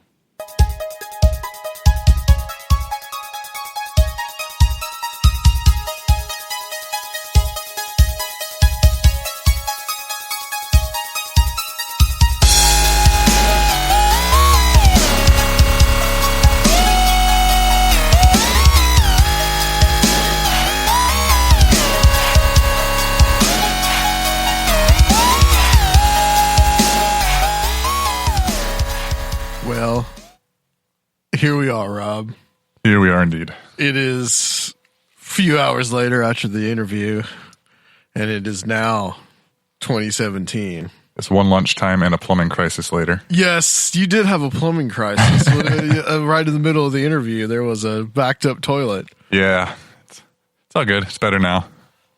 Yeah, this is the life that we lead, man. It's not always glamorous. We don't always have we don't have the assistants out there to unplug the toilet. We make the intern do it. Yeah, we do need an intern. Well, we don't get paid anyway. So. Right. So, how was your New Year's and everything? How did you ring in 2017? Well, I had some good friends over. I believe you were one of them. I was one of them. Yes. And we hung out here in the studio and drank and played some music, jammed a little bit on the new drum kit. Yeah. It's fun. Yeah, that's right. You bought your daughter a new drum kit. Yeah. I think I play it more than she does, but that's okay. Did you really buy it for her, or was it more of a Christmas gift for yourself? No, I really bought it for her, but if I didn't know in the back of my mind that if she didn't want it, I'll still enjoy it, I wouldn't have splurged. So. That is a good way to look at it. A good way to look at it. So, what are your impressions of this year so far? I mean, the whole week that we've had. Well, cold. Yes. I don't know. Extremely cold. We just got some snow in the last couple of days. Yeah, it's going to be. I mean, it's going to be an interesting year coming up on an inauguration here pretty quick. And That we are, sir. Then we'll see. Yeah. Well, I want to save anything about looking back on Obama or anything about that for the next show, because next time we're going to do our first romper room, which is actually going to be later on tonight for us, but everybody else will hear it in about a week. Yeah. So we have begun the year, and already there has been an incident that has occurred. Everybody doesn't know, in Chicago over the last, what was this? I think this was on Wednesday or Thursday that I first heard about this, was this incident where this kid was apparently abducted by these other kids. It was four black teenagers, or three teenagers and one adult in their 20s. And apparently they had this white kid that had special needs, is what they said, they said that they abducted him and tied him up and streamed the video live on Facebook. This is how we begin the year of 2017. So here we are. An incident right out the gate. And there was another incident, which I'll talk about soon. But I want to talk a little bit about this. This seems to be fairly cut and dry. There are a little, weird things that are going on with this that maybe it's not so as they're saying that it is. I do agree that it is a hate crime and should be treated as such. That was a huge, big debate over the time that it happened. I want to read this. This kind of goes into the little bit of the case here. New details on disabled man in Chicago torture video emerge, and it's a heartbreaking twist.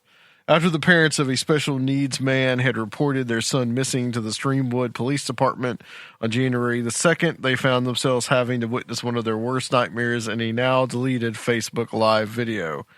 Their son, whose identity is under protection, suffers from schizophrenia and a severe attention deficit disorder. He was kidnapped at the Chicago suburbs McDonald's on New Year's Eve by 4 teens and was tortured for over 6 hours. The victim was bound, beaten, sliced on his scalp, burned with cigarettes, and forced to drink from a toilet.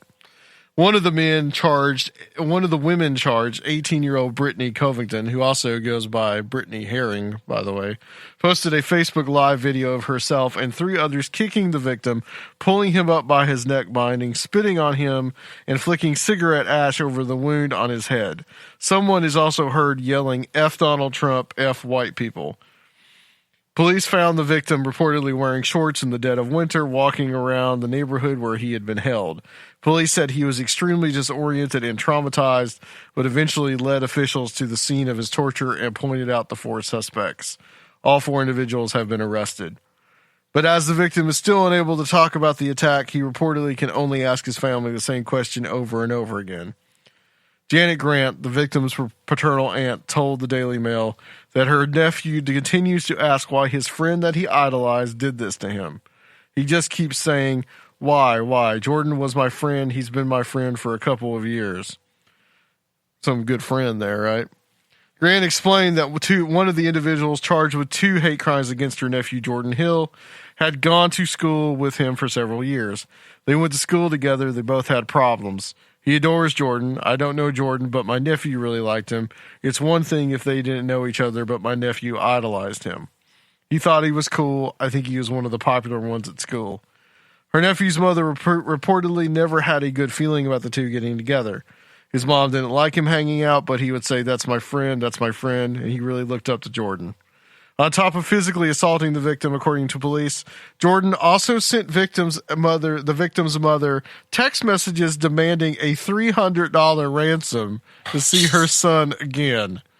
$300. Wow. Really? Why not just 30,000 or 300,000? $300. After his parents received the text, they went to the police, and that's when the Facebook video was discovered. Grant also told the Daily Mail how her nephew's situation made him even more vulnerable as a victim.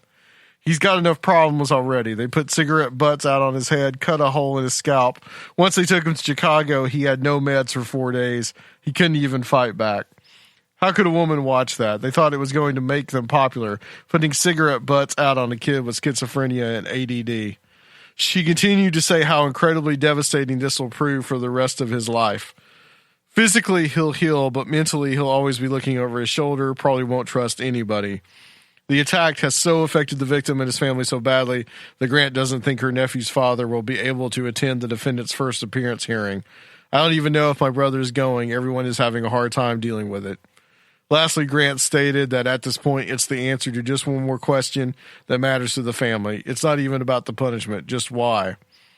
GoFundMe page has been set up to raise money for the victim and his family to prove to him that there is far more good in this world than the evil he experienced. Its original goal was $10,000, but people have given more than $82,000 to date. According to the Cook County State Attorney's Office, all 4 defendants were charged with 2 counts of hate crimes, aggravated kidnapping, aggravated unlawful restraint, and aggravated battery. 3 of them face charges of residential burglary. Jordan Hill faces additional charges as well. During the Friday hearing, a Chicago judge denied all 4 individuals bond, labeling them as a danger to society. It's unclear whether the family attended the hearing. So, I would like your impressions on this, because you told me you had not heard about this. No, this is the first I've heard about it. Well, they're obviously not criminal masterminds. Yeah. I mean, he texted from his number to the kid's mom to demand $300. Yeah. And somebody else had streamed it live on Facebook, which that's happened a few times in recent memory too. Like why would people do that? Stream something that's obviously incriminating and illegal? Yeah. I mean, it's just, I wish they would go into the backstory a little bit. Like, cause these kids were friends for a couple of years. And then obviously, I mean, there's some sort of, Trump connection or racial connection, or his parents voted for Trump and that triggered something, or you know what I mean? Well, see, yeah, there were a couple things that I heard. First of all, was that this kid was an acquaintance of the kid that was the mentally challenged kid. And when I say kids, I mean, they're really around the ages of 18, 19 years old. I think the 2 boys and the girl are 18, and then her sister was 24 that her sister was living with, and it was all there at her apartment. It's very possible that the sister just wasn't watching what was going on. It might, she might have lesser charges than the others. But again, apparently they were acquaintances is what I heard. Now, according to this article that I just read, at least the mentally challenged kid felt that this kid was much more of a role model and much more of a friend than he thought he was. From what I understand, he was dropped off at a McDonald's to wait for this Jordan Hill, who came to pick him up in a stolen van. Okay. And apparently brought him back to this girl's house. Apparently this went on for about 3 or 4 days. They were hanging out with each other. And apparently drugs were also involved in this as well. Apparently they were all smoking, and what I've heard is that they were smoking some kind of cocaine-laced marijuana or something like that. Who knows? And apparently also, what I've also read is that there was a play fight that escalated and got out of hand and ended up with this mentally challenged kid being tied up and gagged. And apparently then they started to cut pieces of his scalp off his head, forced him to drink out of the toilet, and made him say things like F Donald Trump and F white people. So another thing that I heard, another thing that was said or implied is that somehow either they thought or this kid was a Trump supporter, and that's why they did this. But from what I can gather and what I understand, that they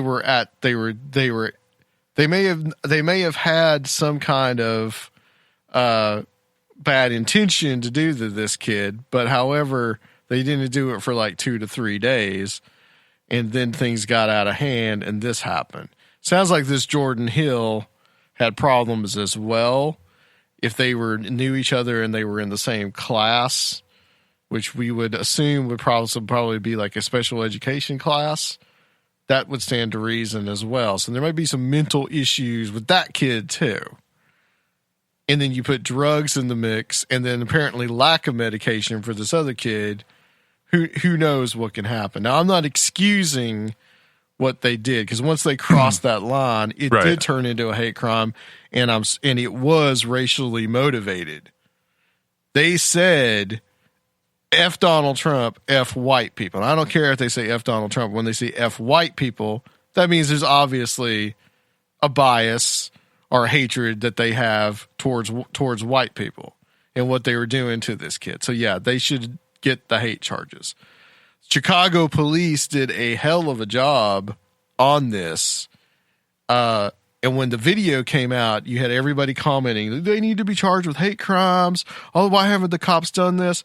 Well, the cops did a pretty good job of getting this sorted out. And within a day that video hit and went viral, they were already charging at least two of them with hate crimes charges. Good for them. That's what they needed to do. Plenty of people, black and white, were saying they need to be charged with hate crime. The guy, they interviewed a community activist, a black guy, that said this was a hate crime. This was not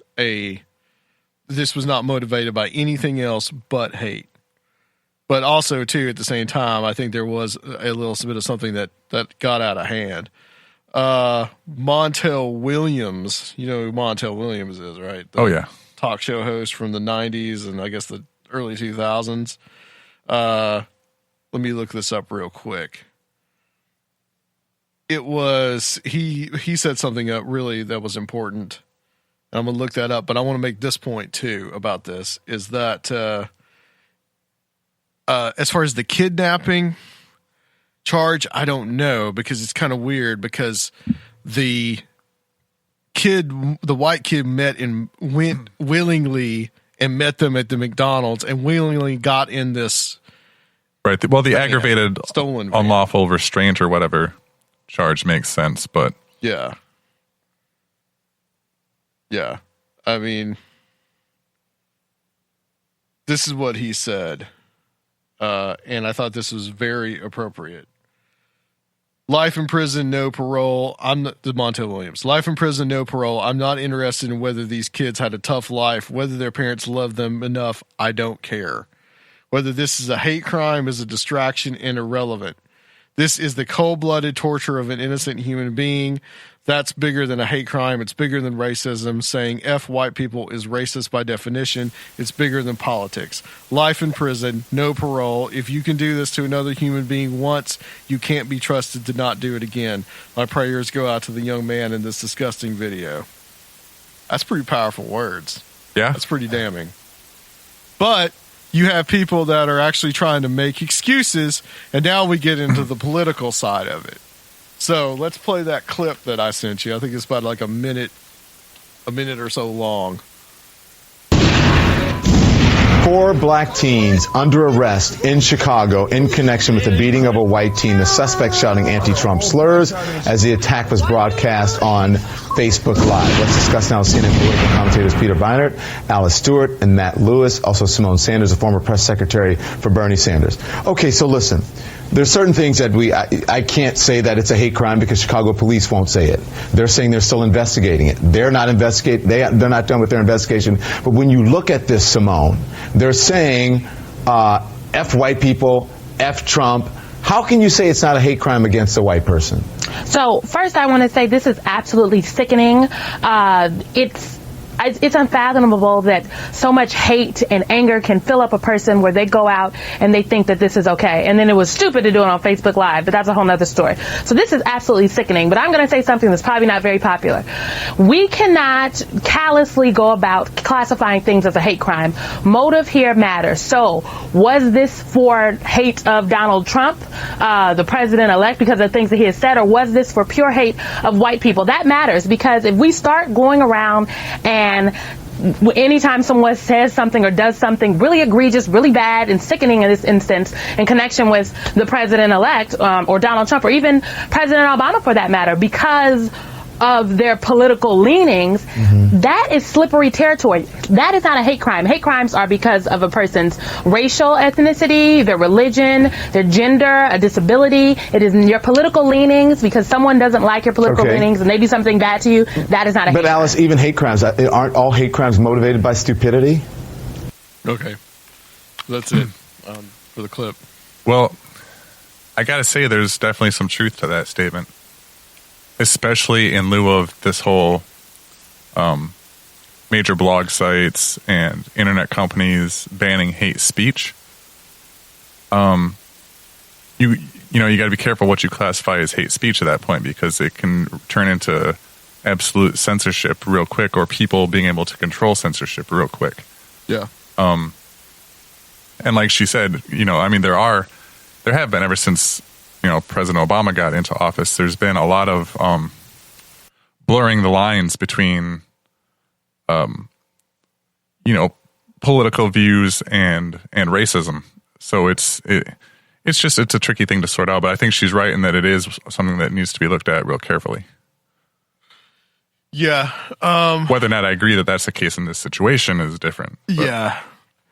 I just think that it's pretty cut and dry. Once you cross a line, and I think that this was said in another part of that same segment that they did on CNN with Don Lemon. And of course, he was not willing to say it was a hate crime simply because of the fact that the Chicago police had not said that it was yet. But they did I think the very next morning they put the charges onto these kids.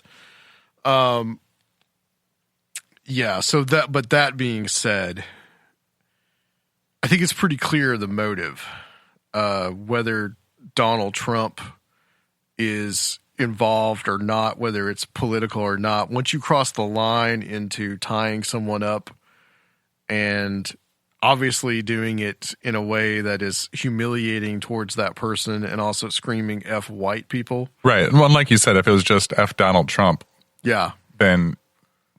Right. I mean, even then though, that's political violence. I mean, that's it's still violence acted out from hatred. That's just about as bad as the guy who punched the black guy out at the Trump rally back in what was that, like April or May of last year.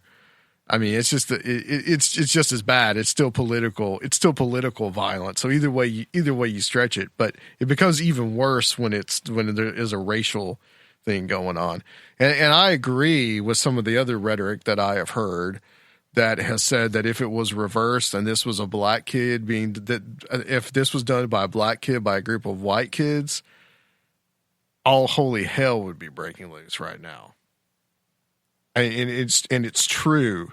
And this lady on CNN would be saying something completely different. She would be outraged by this, as she should be.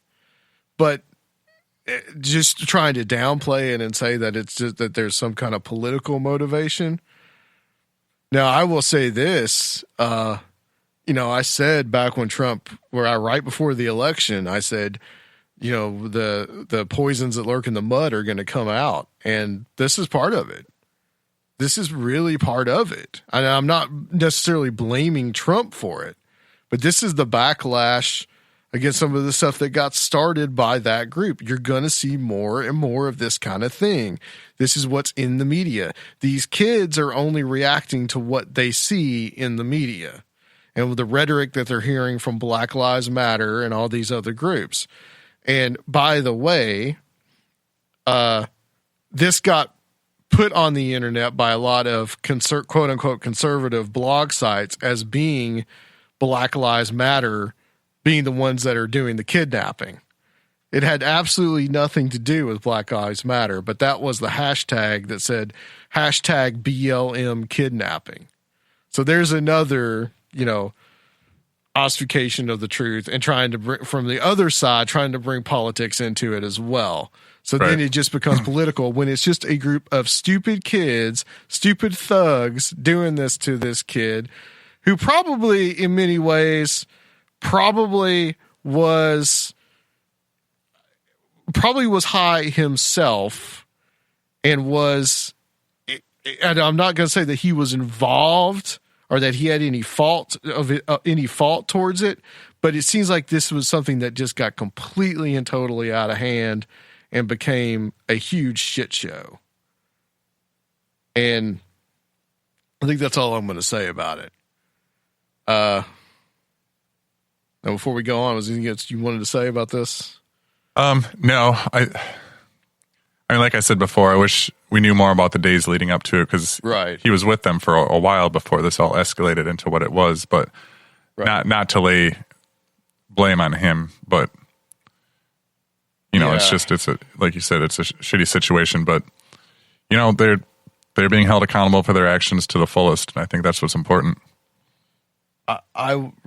And as well they should be. Right. And I saw someone blaming the kid's parents for this, for dropping him off over there. But at a certain point, when a kid is 18, schizophrenia or ADD or not, they are legally not minors anymore, and you kind of have to let your kids make choices. It would be totally different if he was 15, 16 years old. But as an 18-year-old, it becomes a little harder to try to probably tell them no. Well, yeah, depending on how debilitating his condition was. Right. If he's dependent on them for all his needs and for care and everything, then it is still their responsibility. Yeah. But I think a lot of this will come out in a trial. You're going to see, as is their right with these people, there's going to be a defense. So you're going to see a defense that's probably going to say some of that stuff that I just said, that this was a roughhousing, play fighting that got out of hand. This Jordan Hill is possibly has learning disabilities or some kind of mental incapacity himself. So how can we blame him? You'll see that thing going on in the defense. So this whole thing, I don't think is over. We will keep our eye on it. Second thing that happened this week, first week of 2017, and we've already had this and a shooting. Yay! In Fort Lauderdale, where 9 people died. And this one's interesting. And I have a clip for this one as well. that is just, but I'm not going to make any judgment call at the moment on it. This is airport shooter said he was mind controlled by a U.S. intelligence agency. Demoted and discharged Alaska National Guard Private First Class, an alleged killer of 5 people, alleged, I always love that, of 5 people at the Fort Lauderdale Hollywood International Airport. Esteban Santiago, 26, may have been mind-controlled or mentally ill, according to FBI officials. Santiago, who, I don't know about the mind, where the FBI would admit that, but okay. This is from the freethoughtproject.com, so might be a little biased. Santiago, who was arrested in January and waiting to stand trial in March on criminal charges, recently showed up to an FBI office in Anchorage unannounced, seeking help. Santiago told the FBI he thought he was being mind-controlled, possibly by the U.S. government or the CIA, and admitted hearing voices which Santiago had told him to study extremist materials on the internet, the New York Times reported. Those extremist materials on the internet would be ISIS sites, by the way. Despite the fact that Santiago himself, his girlfriend, and even co-workers warned authorities of his experiences, the FBI failed to detain him before his travels to Florida. Records show Santiago had 3 driver's licenses from Alaska, New York, and Puerto Rico, along with his military ID, which were all on his person during Friday's shooting, as reported by a local ABC News affiliate. Just like a Manchurian Candidate, Santiago walked to the baggage claim area where witnesses said he pulled the trigger and appeared to be aiming at victims' heads. Witnesses said Santiago didn't say a word. He shot his weapon until he ran out of ammunition. He threw the gun down and laid spread eagle on the ground until a Broward Sheriff's Office deputy came up to him. So he just gave up. USA Today reports, yet the troubling episode is now part of an emerging profile of a deeply disturbed man described by his Aunt Friday as someone who had lost his mind. Maria Louise Ruiz of Union City, New Jersey, said her nephew, who had moved to Alaska for work as a security guard only recently began to show signs of instability. Like a month ago, it was like he lost his mind, she said. He said he saw things. Additionally, it is also important to point out that former White House Press Secretary Ari Fleischer was present at the airport during the shooting and was live tweeting details about the situation. Meanwhile, an eyewitness to the actual event maintains that they caught the first guy. There had to be 3 sleepers, 3 other shooters. Meanwhile, Reuters reports that attention now turns to the shooter's motive. Federal investigators will on Saturday pursue all angles in determining the motive behind a mass shooting in which an attacker opened fire in a crowded baggage claim area at Fort Lauderdale's airport, killing 5 people. Perot said FBI investigators had not ruled out terrorism as a reason for the attack and were reviewing the suspect's recent movements. We will be pursuing every angle to try to determine the motive behind this attack. Okay. I've heard other things too, that apparently he'd always been into extremist literature even before he went to Iraq, but apparently some of his relatives has come out and said that he had gone to Iraq, I think in like 2010 and 2011, pretty close to when we had actually pulled out of Iraq, and he went to, when he came back, he was not the same, they said, which is a fairly common thing for somebody that goes into war. I mean, usually you don't come back the same. But there is an interesting eyewitness report that we're going to play here in a second. And this is from a guy who said that he witnessed what happened inside the airport. And we have the 2-man or 3-man disappearing shooter phenomenon again. And we seen actually the first time when they caught the guy, but it had to be 3 sleepers, because when we could see literally inside where the windows, you could see the fire coming from the barrels. It was like at least 3 people in there still shooting, like it was like a high-powered rifle, like an AR or something, man. They was non-stop shooting, like they just started hitting different people inside the crowd. We had to leave. We had to get off the roof. Yeah. So there we go. Just like we played back about a half a year ago with the Orlando nightclub shooting, where they said that there was a guy that was, holding the door, not letting anybody out. Right. And once again, we have an incident where at least one person has said that they saw extra shooters inside the baggage claim area at the airport. Also, other contradictions as well.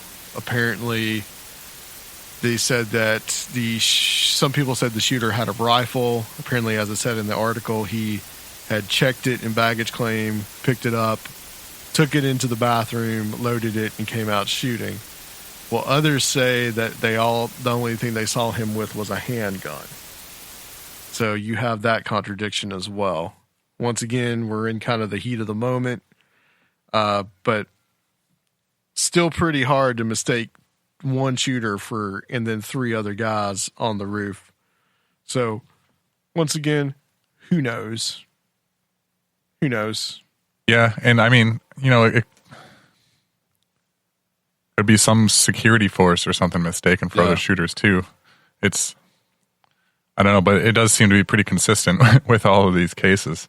Now, I would be curious, and I didn't really have the time to research this. I would be curious because it said that his mother, it was either his mother or his aunt, said that he had gone to Alaska to work in a security, some kind of security service. Remember Omar Mateen, the Orlando nightclub shooter, had apparently worked for some kind of security service that actually was really kind of more of a mercenary group that had some weird connections.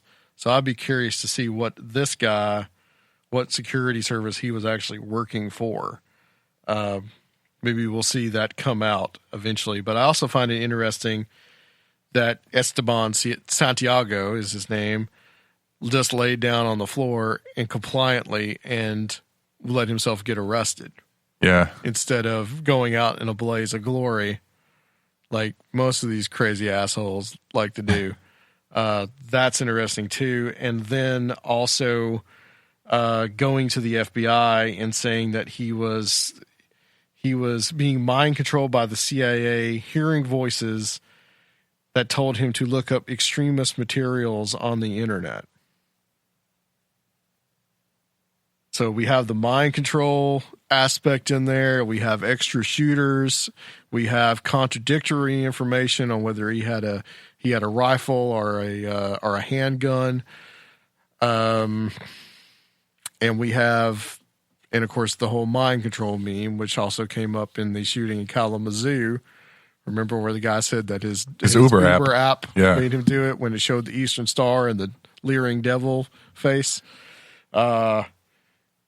So here we go. And everything that we've talked about, stuff we've talked about on the show with Robert Guffey and some other people about mind control, who knows? I mean, it almost seems like a Manchurian Candidate type of thing if he just walks in, starts shooting, and lays on the ground like he's programmed to do it. Yeah. But then again, what's the motive? I don't know. Just bizarre. Mm-hmm. And why Florida? It's always Florida. Yes. Yes, it always is Florida. So that's it. First week of 2017. Turning out to be just as shitty. So here we go. It's probably going to be a wild ride from here on out. I haven't had any celebrity deaths that I'm aware of. No, not yet. Not yet. Not yet. Although I hear they did release a new David Bowie EP, so he's probably still alive somewhere. Which is a conspiracy theory, by the way. People think that Bowie faked his own death now. Well, of course, that's, But he's up every there musician. in the stars, man. He's a star man up there in the sky. Louching in the sky. On Mars. I forgot to ask you, when we started this segment, what did you think of Stuff Young? What did you think about the stories? Because you read the book this time as well, so. I did. I loved it. It's crazy because the real common thread between all of them is just bizarre missing person reports. Mm-hmm. Mm-hmm. But the implications behind the stories range all over the place. I mean, you've got everything from government cover-ups to UFOs to just bizarre time loss, and I mean, I thought it was great. Cryptozoology, like pretty much anything you can think of, there's a bizarre story like that tied to it. So high weirdness and high strangeness. Yeah, that one about the two guys in Tennessee being followed through like 3 states by a 30-car caravan, and then the one guy being abducted by the cult. I mean, that is just right. Remind me not to go there. Let's not go there. You can't avoid it if you're driving west. We could get Steph to come when she comes. She could come to the United States, and we take her out to West Tennessee. Yeah, it's just a few hours. We want to take a field trip to the evil cult church. Yeah, let's go find the little church. See if there's any human heads mounted in the woods. Oh my God. Oh man. So, I think we're about, I guess we're pretty good time here. So, reminder everybody, we do have a Patreon now. We're going to constantly remind you about this till you're sick of it.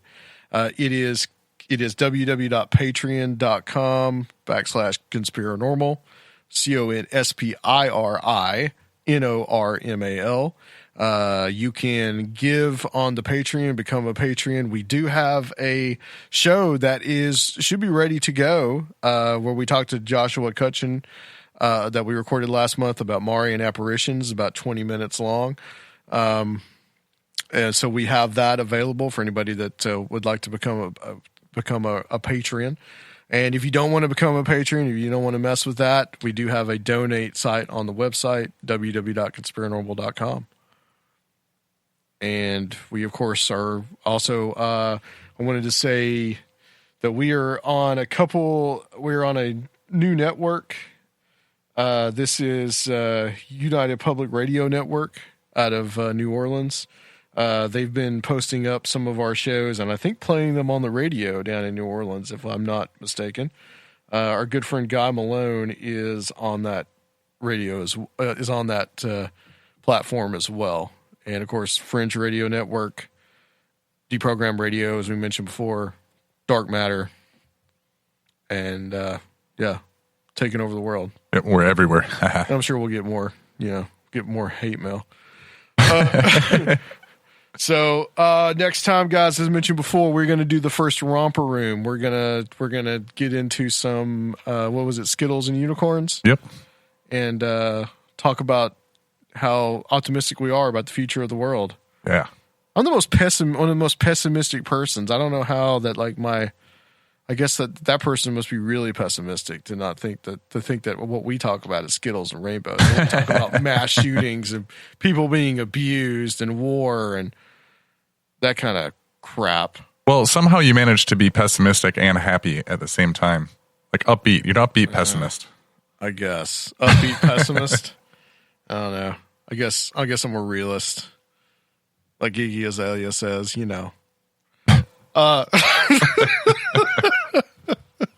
that song's my guilty pleasure. Nice. But all right, guys. Hopefully, also we'll have Luke here and Jeff. Hopefully, Luke will be here to give us an update on the Monster Jam truck rally. And guys, there's nothing to add. Rob, we'll go ahead and we'll call it. All right, man of many words. Oh, I nodded. Sorry, people. I nodded.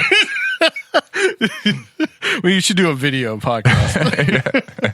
All right, guys. Thank you so much for listening, and we will be back next time. No guest, but all the rest of us on Conspirinormal.